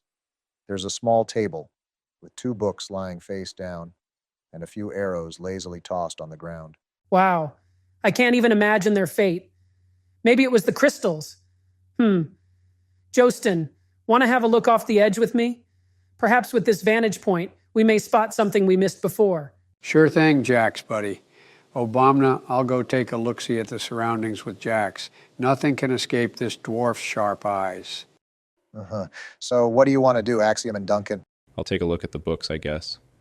I doubt they're anything but simple literature, but it doesn't hurt to take a look. Well, I am going to snatch these arrows on the floor. One man's trash is another man's treasure. I'll add these to my existing supply of arrows. How many do I find? You find a decent amount, Duncan. 6 to be exact. Guys? Not now, Jack, or whatever your name is. I gotta make sure these arrows are still good to use. I refuse to carry around duds. What's the title of the book? Is it anything I recognize? And the book has a plain green cover. Its title is Steps on Becoming the Best Man Out There, written by the prestigious author Mandrew Tate. You recognize that name. He's known for his lifestyle guidelines and focus on Sigma energy, though that term is unfamiliar to you, at least in the world of arcane knowledge. Huh. Can't say I expected too much, I suppose. I put the books back where they were. Guys, excuse me. Do you see anything, Jax? We have an interesting view, but no, nothing important to us. Do I see anything, Obama? Roll perception. Nice, I got an 18. Sirs, please, hello? Jax, you see the forest sprawl out for miles around you. Taking a look at the outpost, nothing that you haven't already seen sticks out to you, except at the northern end of the outpost, past the walls, there's a line, a trench of some sort, and you see something sticking out of it, reflecting a ray of light towards you. Unfortunately, your height and distance make it hard to tell what it is. Do you see that, Joesten? Guys, seriously. Pipe down, lad. Me and Jax are taking a look-see here. I see a bunch of dirt. Is that important? No, Joesten, look over there. See the... Guys! Guys! Holy shit, what is it, you crazed lunatic? You don't have to fucking yell. The bodies! They're... And that's where we'll leave it off for today. Will the party fend off this newest attack? Will they uncover the mystery behind the fate of Jack's fellow soldiers? Thank you all for watching, and I'll catch you next time. Welcome back, everyone, to another session of AI Plays Dungeons & Dragons. How about one of you starts us off with a quick recap of the last session? Do me. Hey guys, it's your spry and young president here. Anyways, last time we were walking through some old woods until we stumbled across an old outpost. Duncan almost died to some crystals, and Jax got poisoned or something. We found this guy called Willie hiding in some closet like a rattlesnake, but his mind is farther gone than my own. Oh yeah, we entered a watchtower and were attacked by 3 dead bodies. I forgot about that. Surprisingly, that wasn't too inaccurate, though the guard's name is Jackrin, not Willie. Anyways, good job. Oh, by the way, how are you doing, Donald, about your... I don't want to talk about it here, Obama. I am perfectly fine and nimble. Okay, alrighty. Before we begin, what are your guys' thoughts on the 2024 D&D player handbook changes? I think they're all pretty interesting, and they offer a lot to the table. I think they did several things right, Barack. Like, they made the monk class a much more viable and fun class to play. True. I do wish, though, that they would just add Artificer to the core class list already. If I weren't playing a noble wizard here, I would have probably picked Artificer. That's never happening, buddy. But you know what really grinds my gears? It's so fucking rigged that they made the Ranger's most important spellcast a concentration. Like, what the fuck? Hunter's Mark should not be a fucking concentration. This is so rigged against me. All right. You all brought up some interesting points. Anyways, let's get started, shall we? The party is shocked to see the 3 previously dead bodies up on their feet and charging for an attack. Roll for initiative. Damn, right off the bat, Barack. Okie dokie. That's a 5. Damn it. Awesome, I rolled a 17. Really? I got a measly 4. I also got a 17. Okay, to decide which of you goes before the other, we'll run a simple tiebreaker. I'm going to flip a coin. Donald, your heads, and Jax, your tails. And it lands on heads. All right, here's the turn order for this battle. Undead Soldier 2 will go first. Afterwards, Duncan is next, followed by Jax. Undead Soldiers 1 and 3 go afterwards, in that order. Finally, we have Joesten and then Axium going. Undead 2 is going to target Duncan first. Despite seemingly being a zombie, this guy still has the inhibition to pull out a bloodied short sword from its sheath. That's a dirty 20 to hit, and 5 piercing damage. You'll pay for that, undead freak. Obamna, I'm going to cast my Zephyr Strike bonus action. This lets me move away without being open to opportunity attacks. Then I'm going to take a few steps back to avoid disadvantage before taking a shot at the one that attacked me with my longbow. I roll with advantage, so that's a 15 to hit it, Barack. Yeah, a 15 hits. Roll the damage. That's 8 piercing damage plus 5 force damage. 13 damage total, fuck yeah. Nice, dude. Your arrow flies through the air and pierces the zombie right in the heart. Of course, it's undead, so that doesn't kill it, but it still leaves a nasty mark. It's your turn, Jordan. Since I'm still poisoned, I guess I'll give this dagger I gotta go. Obamna. I move up to Undead 2 and stab him with my 2 daggers, using my 2-hand bonus action. Damn. I rolled a 23, but my disadvantage brings me to a 14. Does that still hit? Yeah, man, just barely. That's 10 points of piercing damage. Nice. How do you want to do this? Nice job, buddy. Damn, we're already stealing kills here? Using the hole Duncan's arrow left as a starting point, I take my 2 daggers and thrust them into the soldier's torso before I slide my hands upward, eventually slicing the zombie's head right off its neck. Heck yeah, dude! Gruesome, but cool all the same. Okay, Undead 1 stumbles over to Joesten before taking a swing with its own sword. Damn, a natural one. Undead 3 moves to Axium and tries the same. That's a 13 to hit and 6 slashing damage. Leave my wizard buddy alone. Rah, I'm feeling angry now. I'm going to fucking rage. I charge towards the zombie that attacked Axiom and swing my great axe right at him. 15 to hit and 13 total damage. Rah! Careful, Joesten. I'm right next to you. Okay, it's my turn, right? Since it's right in front of me, I'm going to cast Shocking Grasp. Sweet. That's a dirty 19 to hit, and I deal 4 lightning damage. Joesten rushes forward, fury in his eyes and a booming roar coming out of his mouth. He swings his mighty axe straight into the guts of the undead, while Axiom presses his hand down and deals an electrifying shock to it. The soldier is still standing, but it is clearly on its last legs. Oh, before I forget, Joesten, since you ran away from Undead 1, it's going to get an opportunity swing at you. So that's 4 piercing damage. No problem, Barack. My rage halves that damage to just a 2. My turn already? All right. Bard, man, let us focus on this one while the others handle that one. I'll pull my longbow back and fire another arrow. Nice, that's a 22 to hit and 8 piercing damage. I'm gonna run over with my 2 daggers again. Damn it, I only got a 6. That's obviously a miss. Undead 1 is going to make an attack your way, Duncan. Damn, I rolled only a 9. That misses. Excellent. You might even say magnificent. I am just too nimble. I think its weapon just bounced off your many rolls of fat instead. Ha-ha-ha, another fat joke from Sleepy Joesten. Laugh it up. Speaking of Sleepy Joesten, Undead 3 is going to attack you. Wow, I'm actually fucked today. That's a 5. The undead soldier swings its sword, but its rotten gait plus your quick senses easily leave you out of harm's way. Now it's my time to shine. I'll make another hit on this yucky little pest here. Holy shit, that's a Joe Biden 20. That means I deal a total of 24 fucking damage. Whoo! God damn, that's more than the entire soldier's health pool. How do you want to do this? Obama, I swing my great axe straight down into the top of this man's head. My axe slices with such velocity and force that it cuts him down in half all the way to his whiner. Not only that, but the strength alone from my hit sends half his body straight through the floor below. Don't touch my friends! Ah! Oh my fucking gods, Joesten, you might actually be a walking tank. Thank you, Joesten. That could have been bad for me if you hadn't stepped in. I need to make sure I keep myself out of harm's way next time. It's no issue, my friendly pal. We dwarves never let our comrades fight alone. As long as you're by my side, I've got yours. Don't celebrate just yet, guys. There's still one more soldier to go. For my turn, I'll move to the furthest back just to be safe. I'm going to cast Firebolt on the remaining zombie. Nice. I rolled a dirty 22, Obama.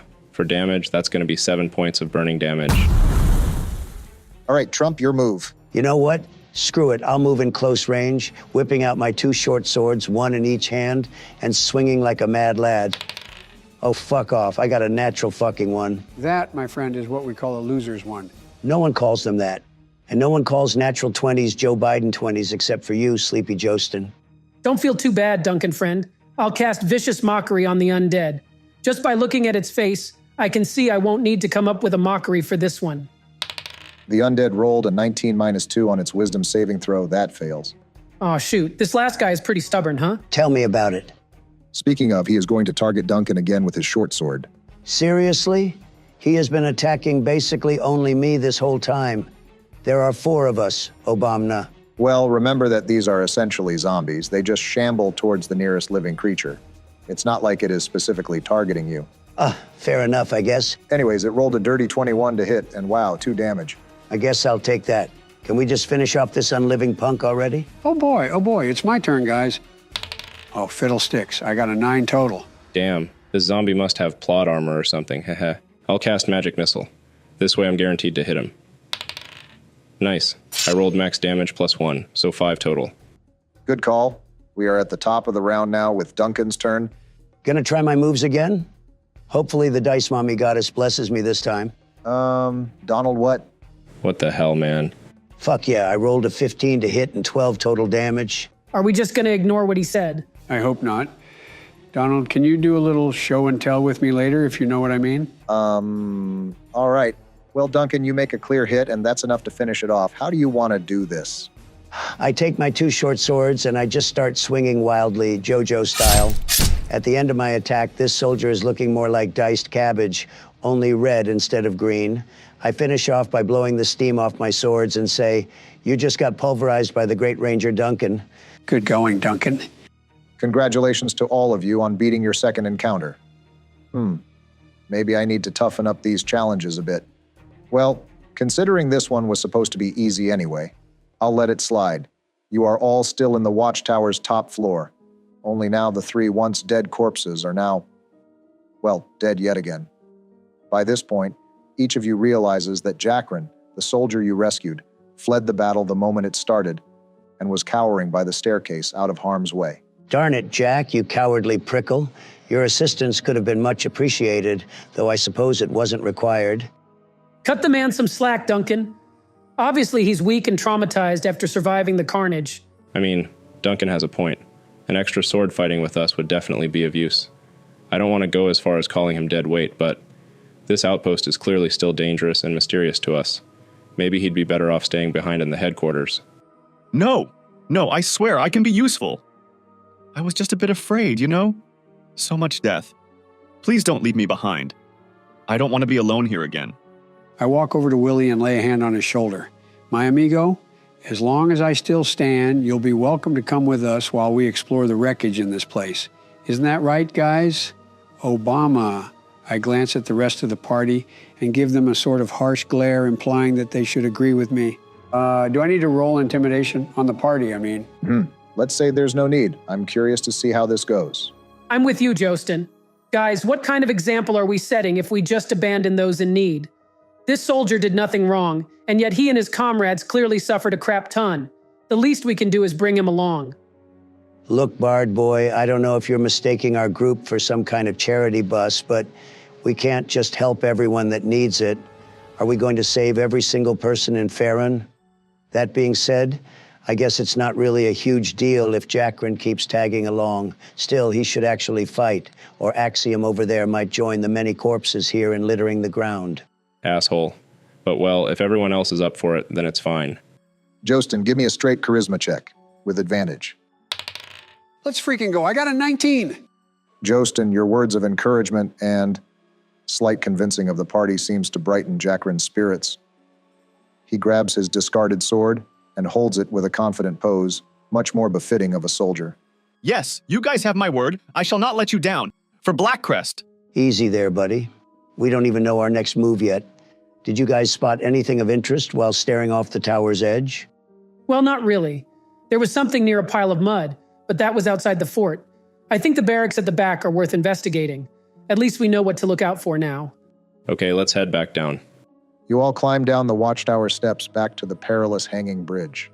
Crap, we have to cross this again. I don't feel so confident about it now, to be honest. Not to worry, noble wizard. I've come up with a solution. Obama, I'm going to grab the bridge's ropes and start to shake them wildly. Joesten, you stop that right the hell now before you tear down our only means of getting out of here. Are you even listening to me? I keep swinging the bridge. Obama, what happens? You hear the ropes attached on the other end of the hanging bridge snap as the entire thing comes clambering down to the yard below. With your strong grip, you're able to keep hold of your side. Joesten, I'm not one to question you, but what the heck were you thinking? What are we supposed to do now? It's simple, old boy. This bridge is transformed into a ladder. We just climb down and we should end up at the base of the watchtower. Oh. I don't know if you're an idiot or a genius, Obama. We'll climb down, I guess. Carefully, each of you make your way down the repurposed bridge. That was some clever thinking, Joesten. Okay, the 5 of you are now in the front yard again. Do you want to start making your way towards the 2 barracks? Heh, barracks. Almost sounds like your name, Barack. I take back my previous compliment. Yeah, we do. I'm going to go up to Jackrin and ask him if he knows what the barracks are like. Could we find anyone in there, like a captain or some sort of leader for the outpost? Maybe other survivors? I can't remember too much. I think I slept in here. I think I had a superior... What was his name? Oh, I don't know. I'm sorry. It's fine, Jackrin. Any bit of info is useful. Okay, let's head inside the first one. This area is in the worst condition of all. Most of the beds have been broken or are in complete disrepair. The area is a mess with debris everywhere. The walls are marked with dried blood. There are no bodies in sight, but the place smells like corpses. It smells nasty in here, like someone left a pile of dookie around. Well, I don't see anyone around here. Let's just leave and go to the next one. Hold on, Duncan. We should at least give the place a check through. Help me search around, Duncan. Okay, fine. I assist in Jax's investigation. Give me an investigation check, Jax, with advantage, please. That's a 13 from me. You find hidden bits of armor pieces scattered throughout the room. None of them are whole enough to be useful, and most are dented anyway. Something catches your eye suddenly as you take a closer look at a specific pool of dried blood. It seems as though the blood was purposefully drawn in a pattern to form a strange symbol. Hey, everyone check this out. Does anyone know what that could be? I haven't got a clue myself. No can-do, partner, but I think this might be up Axium's alley. He's in tune with magic and all that shabang. Let me take a look at it. Roll an Arcana check, Elon. Oh, wow. I got a Joe Biden 20 plus 5. What did I say about calling them that? My butt could really use a scratch. Axium. Your attention to detail and your deep understanding of the arcane makes the mysterious symbol suddenly clear in your mind. The blood is carved into the shape of a crescent moon. Used by dark cults, it represents a world drowned in darkness. Its exact provenance is unknown, but it is as old as history itself. It is often used for invocations or arcane manifestations. A sufficiently skilled sorcerer can sacrifice multiple living beings using the symbol to create a rift in reality itself, which opens portals to different dimensions. This particular symbol was used not long ago. Small fire marks reveal that blood burned during its activation. This isn't good. This isn't good at all. What? What is it, Axiom? Enlighten us already? I tell the party what I know. What the heck? That's incredibly eerie. Guys, this is a sign of something extremely dangerous. If someone powerful enough, someone with enough malicious intentions uses this, then, well, the consequences could be catastrophic. I feel like what events went on in here were just a small sample of what the true capabilities of dark magic are. You need to slow down a bit, buddy. So this is some kind of evil ritual thingy? No worries, I will smash whatever hellspawn it makes. So what you're saying is that evil is afoot. I mean, more evil than we previously thought? Whoever casted this must not have gone very far. They could be anywhere in this forest then. Or gods forbid, they're looking for our treasure too. I mean, we shouldn't dwell on this too much. We simply don't know enough to draw any reasonable conclusions. While dark arcane magic has the potential to be incredibly powerful, that doesn't necessarily mean everyone wielding it will be. Let's just keep investigating for now. Obama, is there anything else in this room before we head outside? Yes. You catch the glint of glass off the periphery of your vision. The unmistakable shape of a flask is spotted hidden underneath one of the abandoned cots. You grab it, and to your surprise, it is an unopened potion of healing. Oh, sweet. Mind if I use this right now, guys? Yeah, sure, go ahead. Thanks. Okay, that puts me back to full health. Let's move to the next building. Everyone heads outside and marches to the final building of the outpost. This is the place where the officers keep their property and rest. The place is in a chaotic state, as if it had been looted. In the corner, at the back of the barracks, next to a bed turned upside down, is a soldier. He is sitting with his knees to his chest. His gaze is fixed on the ground, his eyes open wide, red, and teary. He is an elf, but you can barely tell so due to the injuries he's sustained. A cracked short sword lies by his side. He is panting, still clinging onto life. Oh, Crackerjack, there's someone alive and he's gravely wounded. I think that's him. We need to help him right away. I cautiously walk over to the elf. Hello, can you hear us? Jax, come over here and cast healing word on him. Yeah, I'll do that right away. The wounded man seems to snap to attention, finally taking notice of the party's approach. No, don't bother, he says. I'm already done for. We suffered a major attack, you see. I can't recall why or by whom, but they were brutal. He takes a pained breath. My time is running short.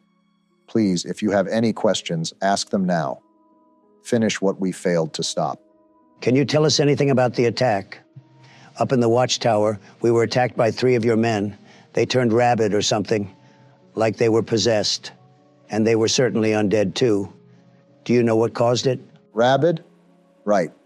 A few days before this, the men were growing weaker and more paranoid. We were low on supplies. Someone must have been stealing from us and poisoned the water. Or maybe it was some kind of magic. All my memories are fuzzy, and I can barely recall the events of the fight. It's like my memory's been erased. He stops as he coughs out a bit of blood. Would you happen to remember any info on a black crystal? We found one inside a tankard of water in the warehouse. It was magical and definitely cursed.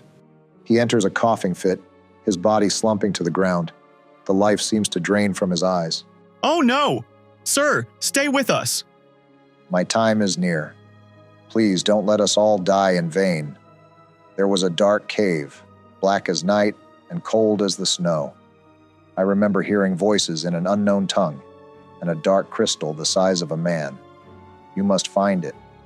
It must be the source of all this madness. Why won't you let me cast heal on you?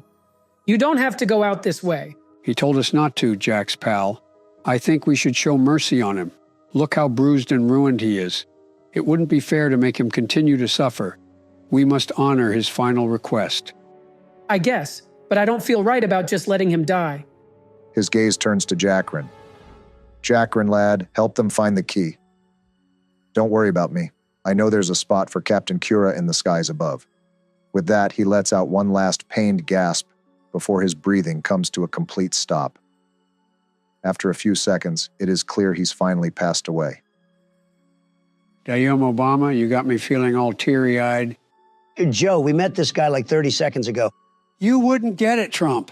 This is not good. Am I really the last one left? It would seem so. He mentioned a key, right? Can I see if it's on him? Sure. You carefully roll the now dead man over and go over his things. He's got nothing but a small wooden box in his pockets. You pry the box open with a click, and inside you find only a small folded-up map. Wow, way to disrespect the dead, Axium.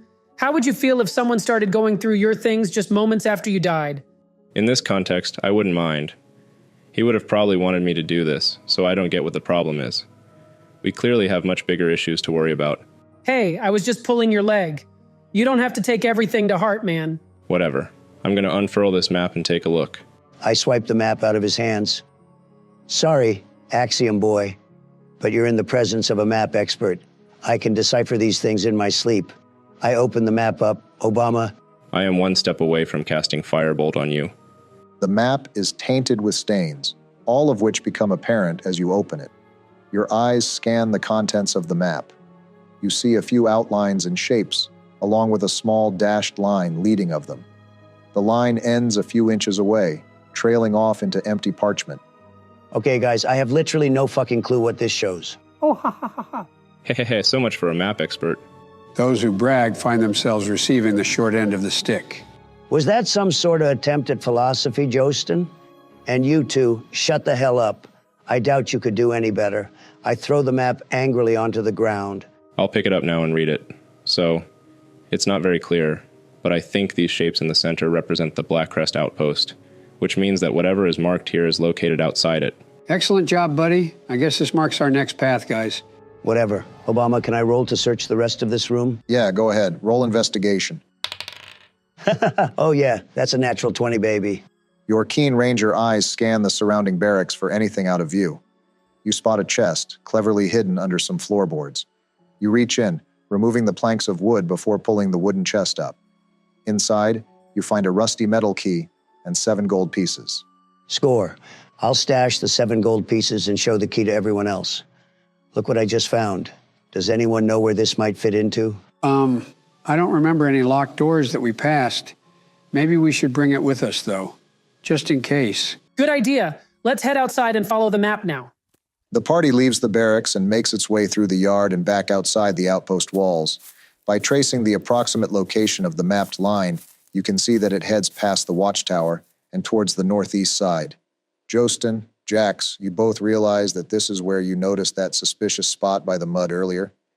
Indeed, there's a lane of muddy terrain here, along with a large pile of rocks. Duncan, your senses and knowledge of nature tell you that there's something off about the rocks in specific. Hold on, guys. There's something weird about those stones. That isn't any natural formation that I've seen. They must have been placed here by the outpost crew. Weird. I kind of remember this place, but there definitely weren't any rocks around. It's worth checking them out then. Joesten, could you move the rocks aside? Sure can do. This is no problem for me. I'll start to shove and remove the rocks from their spot. This once inconspicuous pile of rocks is soon brushed aside by Joesten. Underneath, you're all shocked to come across a floor door. It's locked with a rusty steel chain. What's this? Some kind of hidden cellar? But why would they hide it like that? I don't like the feeling I get from all this. Hey, it's a good thing I found this key. Obama, I pull the key I just found and try inserting it into the locked chain. Duncan, you find that the key fits perfectly into the slot. With a satisfying click, the keychain pops open, giving you free access to the trapdoor below. 2 of you heave the door open, revealing the beginnings of a dark cavern below. You all feel a strange inner coldness as you stare down the dark passageway below, as if it were threatening to swallow you whole just by standing close to it. What do you all do? That looks freaky as shit. Should we turn around? No, we're going to get to the bottom of this. Aren't I right, Duncan? Yes, you are. A little darkness never hurt nobody. Now, come on. I'll lead the way by heading down first. Is there a ladder or a staircase or something, Obama? Yeah, there's a ladder. It's old and rickety, but it's completely fine. As the 5 of you make your way into the cavern beneath the outpost, can you all remind me which of you has dark vision or not? Oh, I do. I'm used to living underground, so I can see pretty well in the dark. Weren't you just babbling a minute ago about being afraid of the darkness? I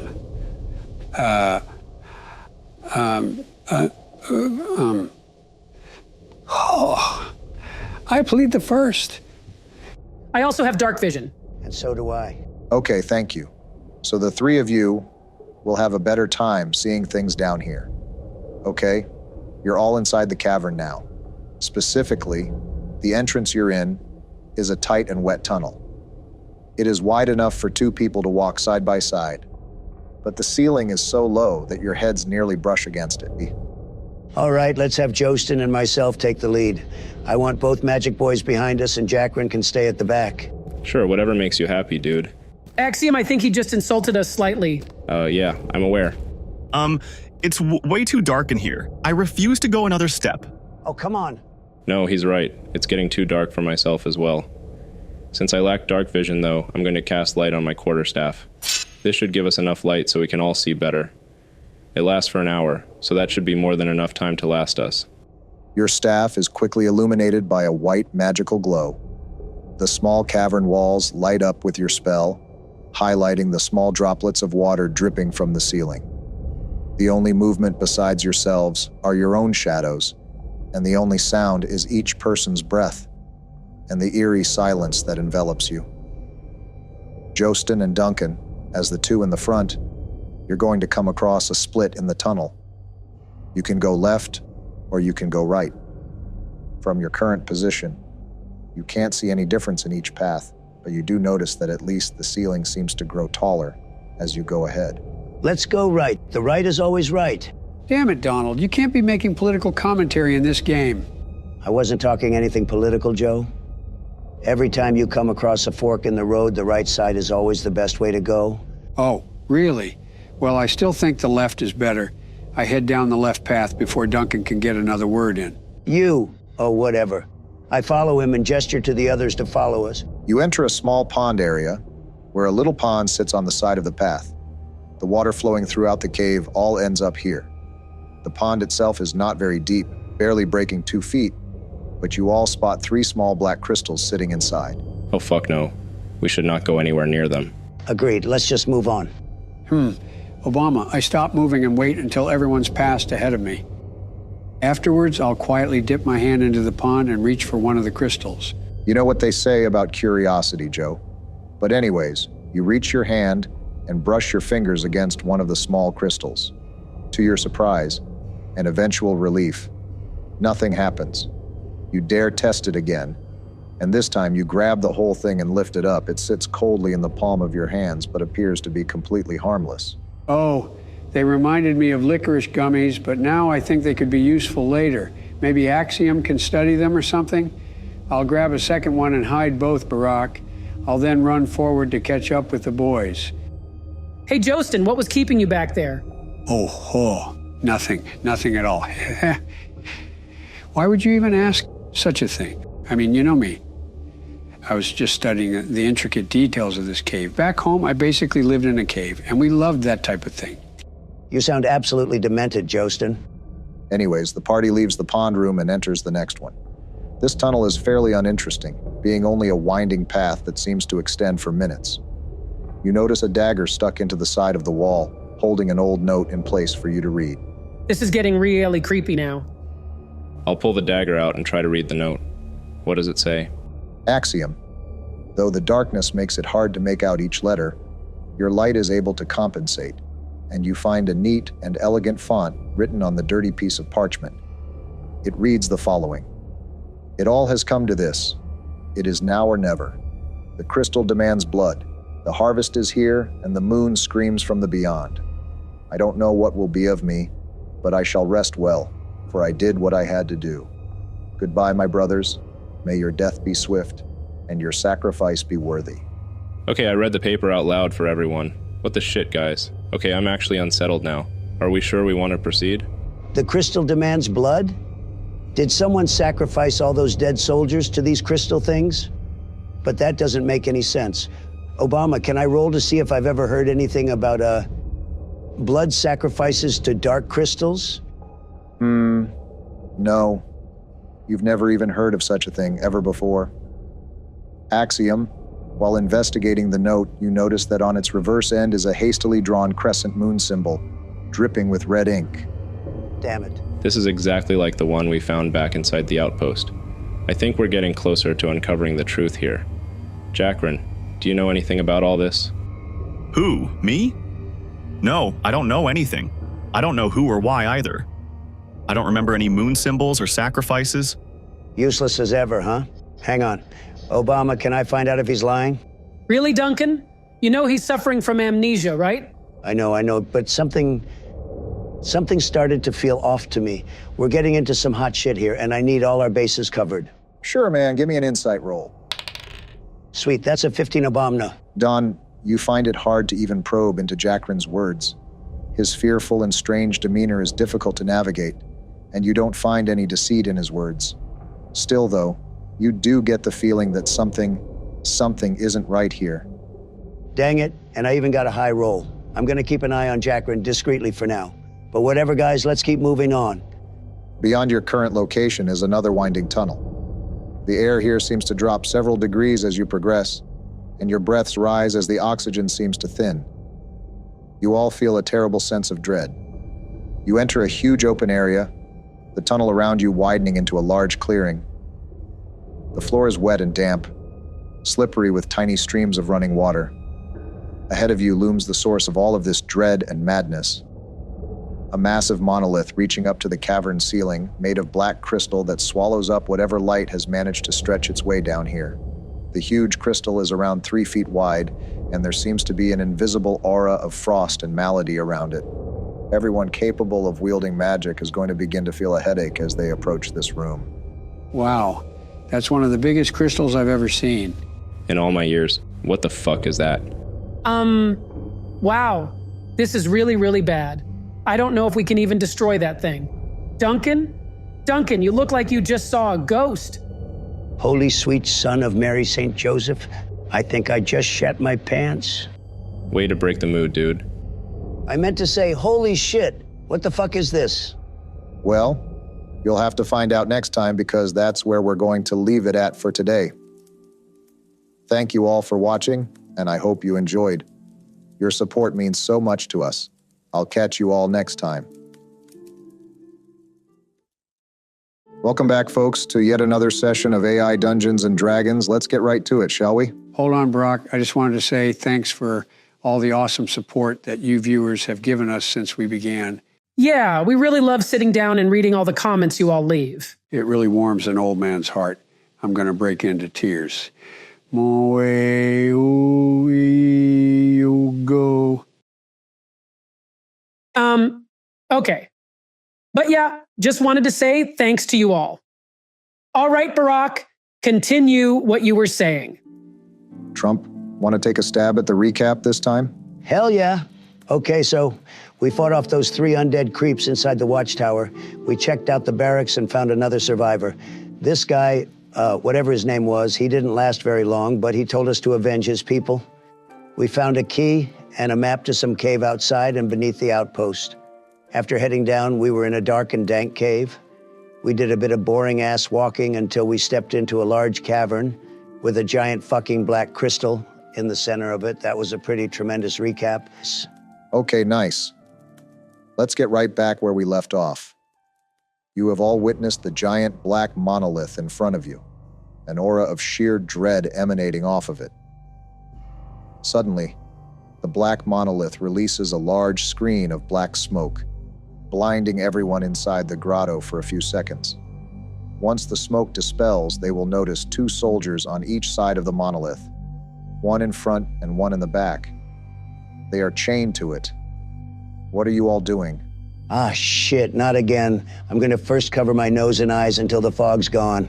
Same here. Did someone let out a stinky one? Not cool, guys. Kids these days need to learn their manners. Joe, that's not... Never mind. Stay away from that crystal, everyone. Are those people chained to it? Can I get a better look at them before I get near?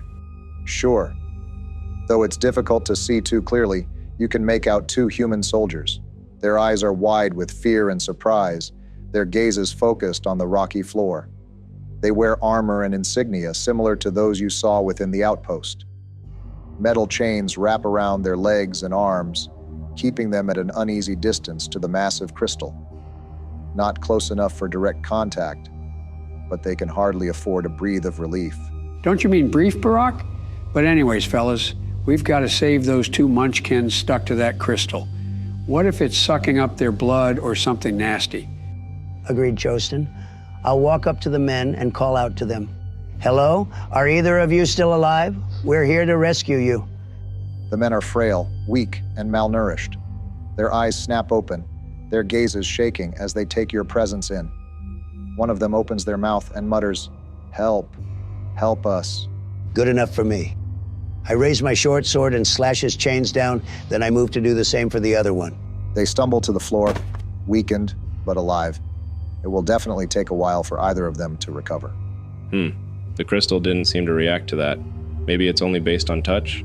I'll walk close to the crystal and hold my hand out. Can I tell if something is going to happen once I touch it? Roll me an investigation check, please.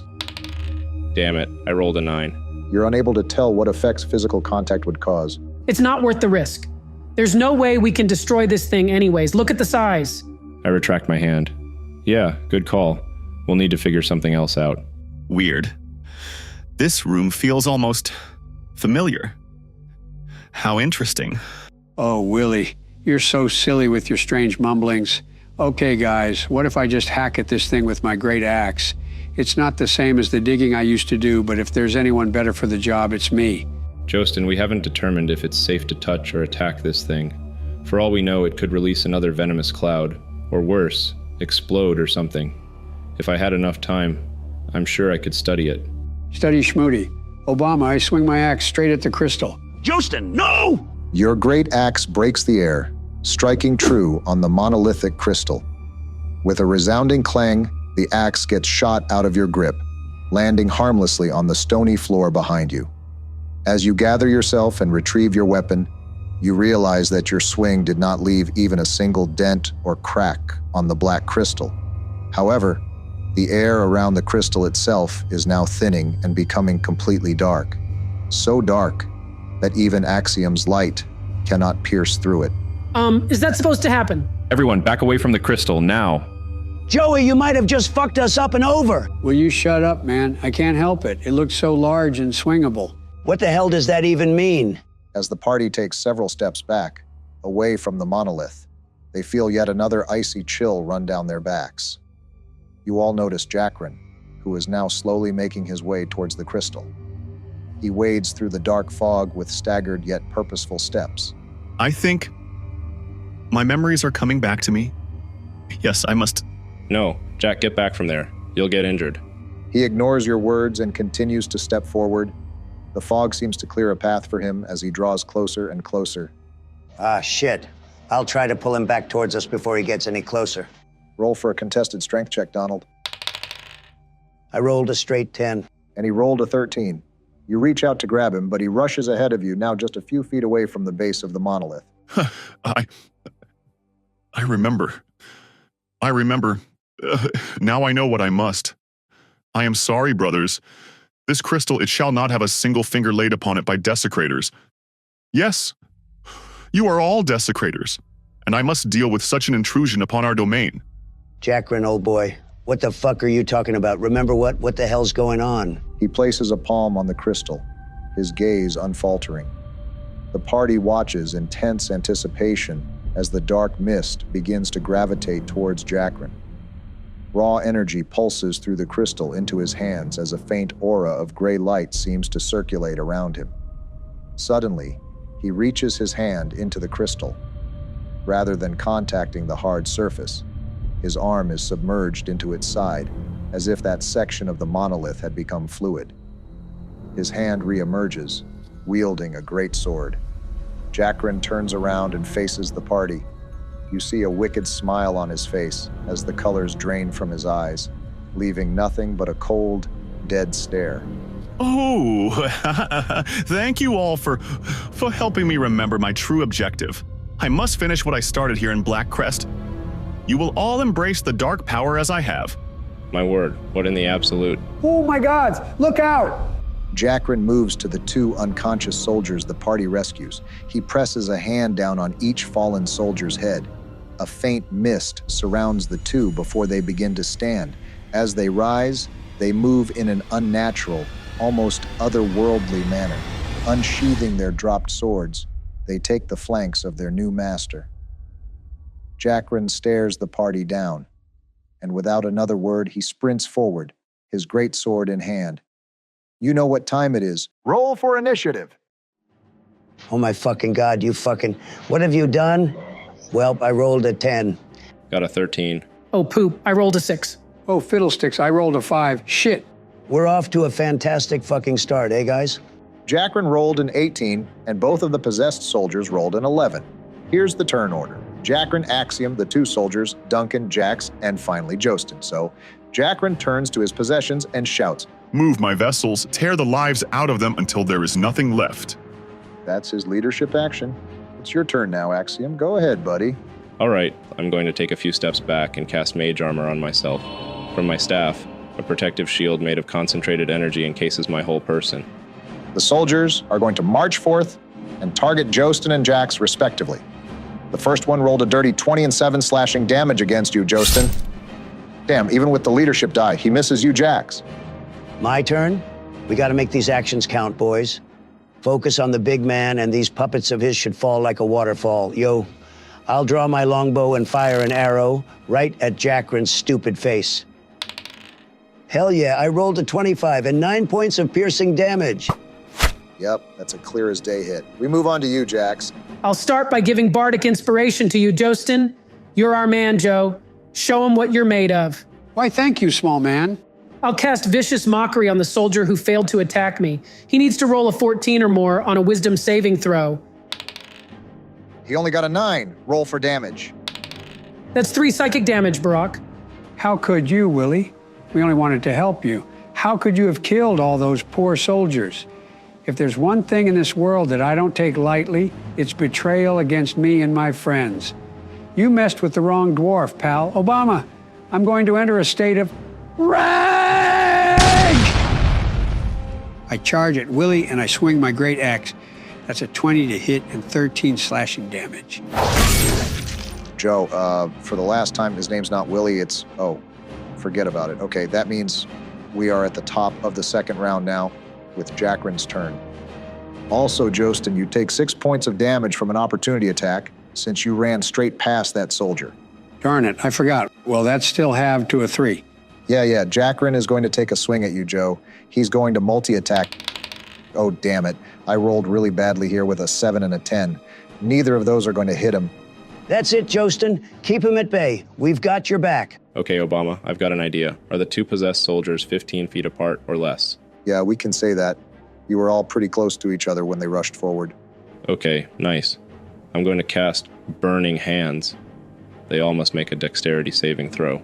Wait, Axiom, you're going to ignite all of us aflame. Damn it, Axiom, use your stupid brain. Calm your tits, Duncan. I remembered that, as a member of the evocation school, I can choose 2 of you who will automatically avoid the spell's effects. It's as if I carefully sculpted holes in the affected area of my magic. So yeah, Duncan and Jax will automatically succeed on their saving throws and won't take any damage. Joesten is too far to be in range. I didn't get any of that, but it sounds like you know what you're doing. Burn these meatheads to ashes. The first soldier rolled a 12, and the second one got a measly 1 on their wisdom saves. Excellent. They both fail the roll. That's 9 burning damage for both, Barack. You don't sound that excited, Axiom. What do you mean? I'm as giddy as can be. Hey, it's not your turn anymore. The soldiers will target Duncan and Axiom. Hopefully I can roll something higher this time. Don't want everything to be a cakewalk, you know? Bring it on, man. No challenge is too tough for old Joesten. Duncan, I got an 18 for your hit, and Axiom, I got a 6. Dang it, that hits. The soldier slashes you with its sword, the cut drawing blood as you stagger back. That's 4 slashing damage, Trump. Ouch. It's my turn now. I'm going to target the guy attacking me. I pull my short swords out and go swinging. Oh shit, does a 14 hit? Yeah, that hits. Nice. I'll use my bonus 2-handed action to deal a total of 9 damage. Okay, my turn. I'll go ahead and cast Healing Word on Duncan. Nice, he gets 7 HP back. Thanks, Bard Boy. I appreciate the assistance. No problem, pal. I'm gonna attack him again. Shoot, let me use my inspiration die. Haha, yeah, that's a 17 to hit and 15 damage to boot. Good one, Joe. We are once again at the top of the round. Jackrin is going to cast Smokescreen right where he stands. Clouds puff from his limbs as the area around Joesten is obscured by heavy fog. The air smells disgusting and reminds you of the gas from the warehouse. With the smoke as his cover, Jackrin darts past you, Joesten. Since he's well covered, you can vaguely tell in which direction he's going in, but are not able to get an opportunity strike in. He rushes past you and towards Axium. Oh, shit. You taint the magic our masters wield. You must be destroyed. That rock has completely liquefied his brain. I don't... Roar! You must die! He attacks you. His first attack hits your mage armor, just missing your flesh by a nick. The second swing catches you off guard, and he slashes at your skin, dealing 14 damage. Oh, I don't feel so well. Shit! Axiom's down! I'll fucking kill you, you bastard. Elon, we arrive at your turn. You are down but not out for the count. Make me a death saving throw. Those were some unlucky-ass dice you rolled there, Barack. Okay. Phew. I have to hope I can roll well enough just to not land myself into an early grave. Oh yeah, that's a 17, so that's one success. I just need 2 more. Nice one, buddy. But remember that it wasn't me who rolled the attack. It was Jackrin. Anyways, it is now the first controlled soldier's turn. He's going to attack Duncan again. Damn it, he rolled a 2. The second soldier will attack Jax now. Wow. Seriously, a 9? What can I say? He knows that I'm basically a god before him. No amount of brainwashing or control is going to make him dare strike me. Let's not get ahead of ourselves, Duncan. You aren't too high on HP and Axiom is bleeding out. Speaking of Duncan, it's his turn. Go ahead, Donald. I'm multi-attacking again. Hiya. Get out of here, freak. 17 to hit and 18 damage. Fuck yes, taste my steel. Damn, dude, that's mad impressive. How do you want to do this? I will simply slit his throat open, but I'm doing it with precision and grace. I have an image to uphold here. Weren't you hacking and slashing like a madman just a few minutes ago? Fake news. Anyways, for my turn, I'm gonna cast Healing Word on Axiom. I need you back up and at him, dude. I rolled an 8. That's the last of my spell slots, though. There really was no need. I just needed 2 turns. But thanks anyway. All right, Joesten, since you are still inside the cloud of smoke, I'm going to need a Constitution saving throw. No, I rolled a 6. Unlucky. So that's going to be safe. Hold it. My dwarven heritage gives me advantage against poison. Let's fucking go. That's a 16 Obamna. Damn. All right, a successful save here means you take half the damage, so you take 3 poison damage. I'm gonna keep attacking. Rawr!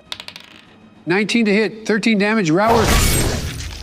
Keep it up, Joesten. We'll bring this traitor to his knees. Jackrin is bloodied, wounded, and looking grim. He holds his sword out, challenging the party, but you can all tell he is exhausted now. A shiver runs down your spines as he grins suddenly, a dark expression mounting on his face.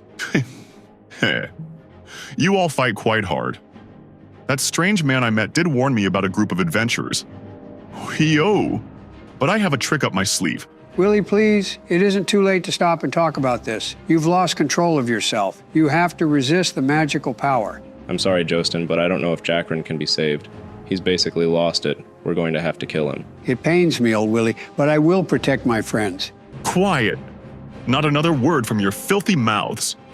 Jackrin is going to disengage, allowing him to step back without provoking an opportunity attack. He then utters an incantation, speaking in a tongue none of you can understand. You all watch with shock as the remaining soldiers' flesh and armor begin to dissolve into a mist of red and green dust. The man who once stood above you is stripped into his bare life essence, his sword dropping to the ground, useless. Jackrin pulls at the air, the essence being sucked in towards him before it seems to touch and merge with his whole body. You watch in horror as his wounds and injuries begin to heal, new skin forming over the gashes and cuts he has accumulated. Jackrin has used the legendary action Absorb. Oh my god, a legendary action? You're putting us in some deep shit, Barack. No, goddammit, he just healed himself. It doesn't matter. He's just delaying the inevitable. Heh. He isn't done just yet, Joesten. For his final action, he casts Alter Self. With a raise of his arms, the monolithic crystal's aura begins to surround him once more.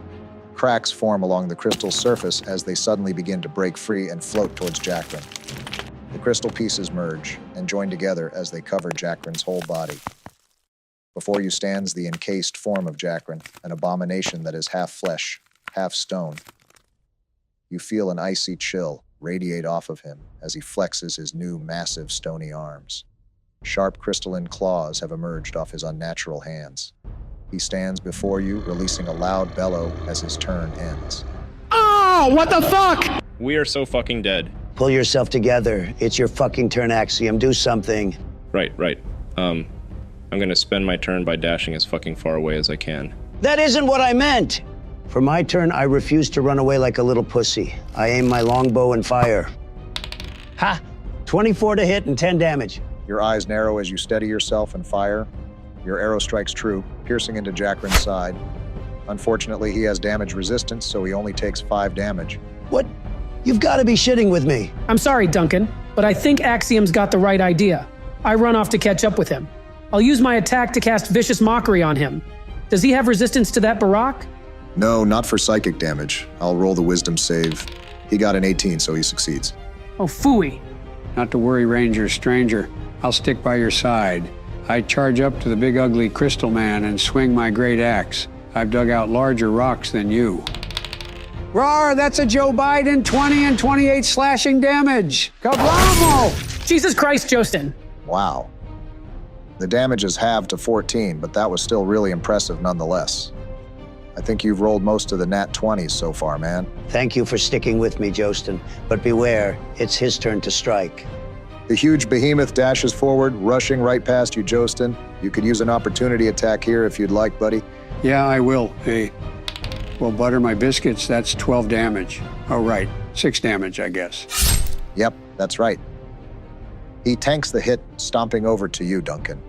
With no hesitation, he swings his grossly enlarged limb towards you, sharp crystal joints shining in the faint light. He rolled a natural Joe Biden 20. His arm clobbers you hard, sharp crystal ends stabbing painfully past your armor and straight into your flesh. Your senses numb as an agonizing frost courses through his arm and into your body. The sheer strength of the impact sends you flailing limply through the air, crashing against the cavern wall. That's 30 cold damage, Duncan. Oh my God, no, I use my absorb elements. Spell as a reaction. Good thinking, Don. You crumple against the wall, your vision a haze, your mind a mess. Your body is numb from the sheer pain, but you're still alive at 1 HP. Holy shit! Your move, Axiom. Fuck it. I'm casting Magic Missile, 3 darts firing out of a wave of my hand. There's no chance he avoids these, so that's 11 damage. Nice, dude. He doesn't have any resistance to force damage, so that's that. Small chunks of crystals break off his body as your magical darts strike their target, the beast roaring in pain as dark energy dissipates into the air above. Shit, what am I meant to do now? We've got no heals, no spell slots left to save ourselves now. This thing is large, yeah, but it's gotta have some weakness. If you stay ahead of it, there's a fair chance it won't be able to move fast enough to hit you, Duncan. We should retreat to the other side of the cavern and attack it while we move. Hit and run tactics, eh? Well, I'd rather stand and hold my ground, but that's clearly not working at the moment. All right, I'll move as far back as I can and fire an arrow towards it. For fuck's sake, I rolled a 9 to hit. Your concentration wavers as you aim, and your arrow unfortunately misses its mark. I fire my crossbow towards it. Okay, sweet, I rolled an 18 to hit and 9 damage. You strike your target with ease, the half-man, half-crystal taking 4 piercing damage. Joesten, don't run up to it and fight. You need to keep your distance. No way, Jose, I'm not backing down here. I'll fucking kill him roar. Didn't you see what it did to Duncan? You're our main tank, Joesten, and if you go down, the rest of us are absolutely fucked. We need to think our next moves through. Otherwise, this abomination is going to sacrifice us to the dark powers that be, and I'd really fucking hate for that to happen. No, I can't just run away, not after it pummeled him like a piñata. You guys run and get to cover. I'll hold Evil Willie back. Joesten, now's not the time for misplaced heroics. They're right. We need to fight while keeping ourselves outside of Jackrin's reach. Please, Joesten, don't get yourself stuck to 1 HP. Even you, Duncan? Fine. I'm going to dash away from Willie, making sure to turn my head and glare at him as I run. That's my action, Mr. Barack Obama. All right, we go back to the top of the round with Jackrin. His huge form is going to chase after you, Joesten, cracks forming in the ground as he moves. He isn't able to make it close enough to you to attack, though. Instead, he's going to start trying to smash and tear a chunk of the floor out. What the hell is he doing? Let's not worry about that right now. We've got to inflict as much damage as we can, right now. I'll cast Firebolt towards it. Since I'm out of spell slots, this is basically all I can do. Damn, I hope we level up soon. Okay, does a 16 hit? If so, that's 6 damage. Yeah, that's a hit. Just on the mark, too. A heap of flames shoots out of your staff and crashes straight into the crystal menace. Although the flames have little effect on the black crystal itself, several gaps with human flesh are exposed throughout Jackrin's body, and your flames sear and begin to burn at his skin. Ugh, it's so rigged. All I can do right now is shoot arrows at him, but he's just got that annoying resistance to damage. I wasn't trained for this. There was no class at Ranger School for big, ugly crystal things. Ranger school? Were there any young children? Oh my God, no, Joe. That was a metaphor for my training as an elven ranger. Well, half-elf, but that's besides the point, you weird creep. Don't hate me because I'm beautiful, dumpster. Maybe if you got rid of that old yee-yee-ass outfit, you'd kill some bitches with that bow.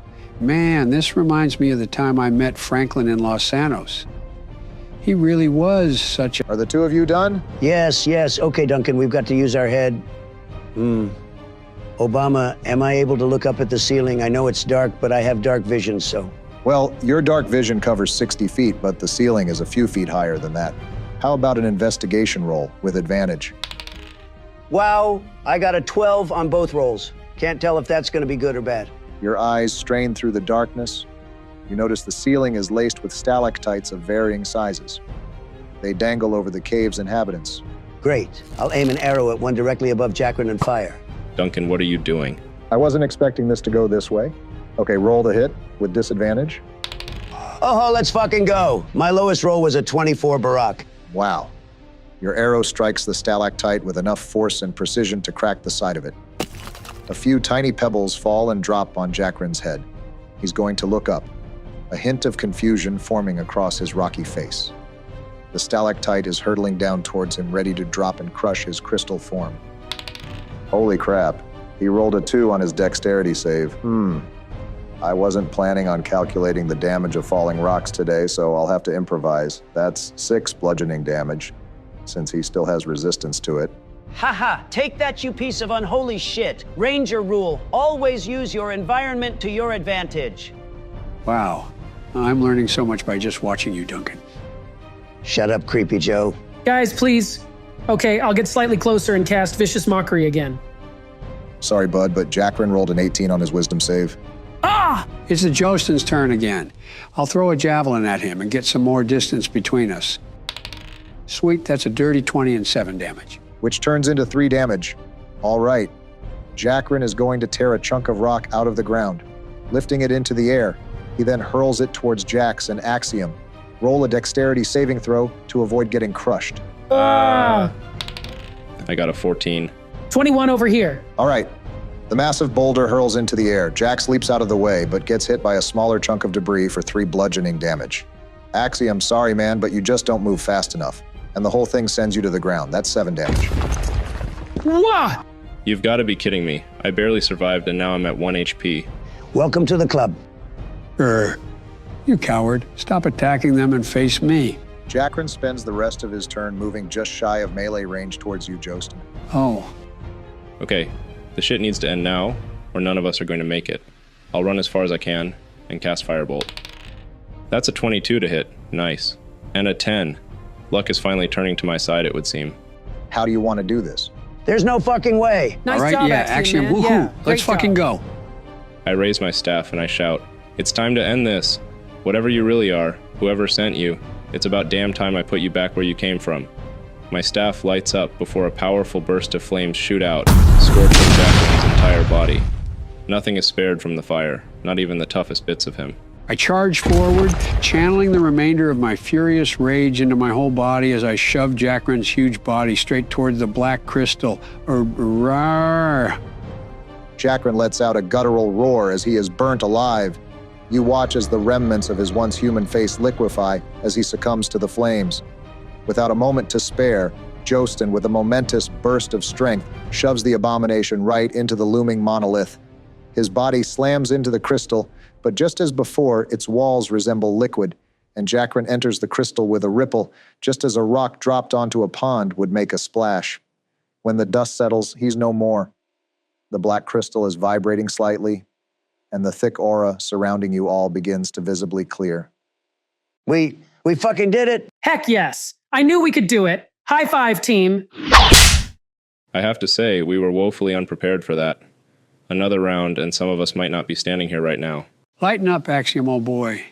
Never think about the what-ifs or could-haves after a victorious battle. We are going to celebrate, and celebrate only. You said it, Joesten. The party celebrates. High spirits and enthusiasm marked across your faces. You faced death and demise and came out wounded, but alive and happy. However, it isn't all over just yet. The black crystal continues to vibrate before you see fragments erupting across its surface.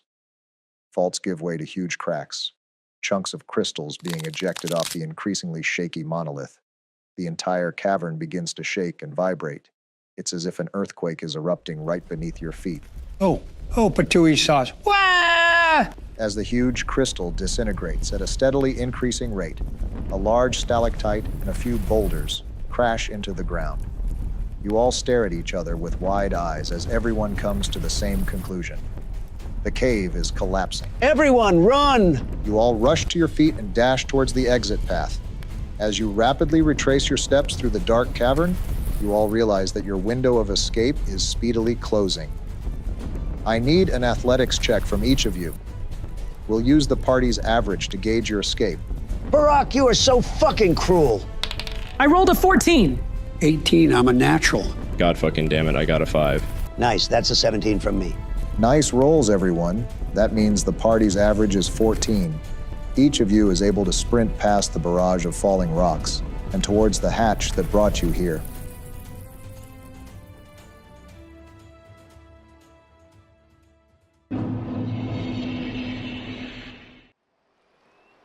As the almost forgotten sensation of sunlight greets each of you, you all free yourselves from the confines of the grotto. Jax, you are the last member to climb out, and just in time, too, as massive boulders crash and destroy the cave entrance you were in just a few seconds ago. Puff, my God, that was fucking incredible. We are like the fucking Flash here. You know what? Yeah, we fucking are, dude. Wow, never knew I'd grow a distaste for deep, dank caves. Wowie. You know, guys, I actually met the Flash before he was the Flash. Yeah, back in 1937, his name was actually That was a terrifying experience. I can't believe we escaped alive. Well, what now? Did we finally resolve the tragedy here? What's our next move? You're going to have to figure that out later, because this is where we'll pick up next time. Thanks to the 4 of you for being here with me, and thank you, audience, for watching this video and supporting this channel. I'll catch you all next episode. Barack out.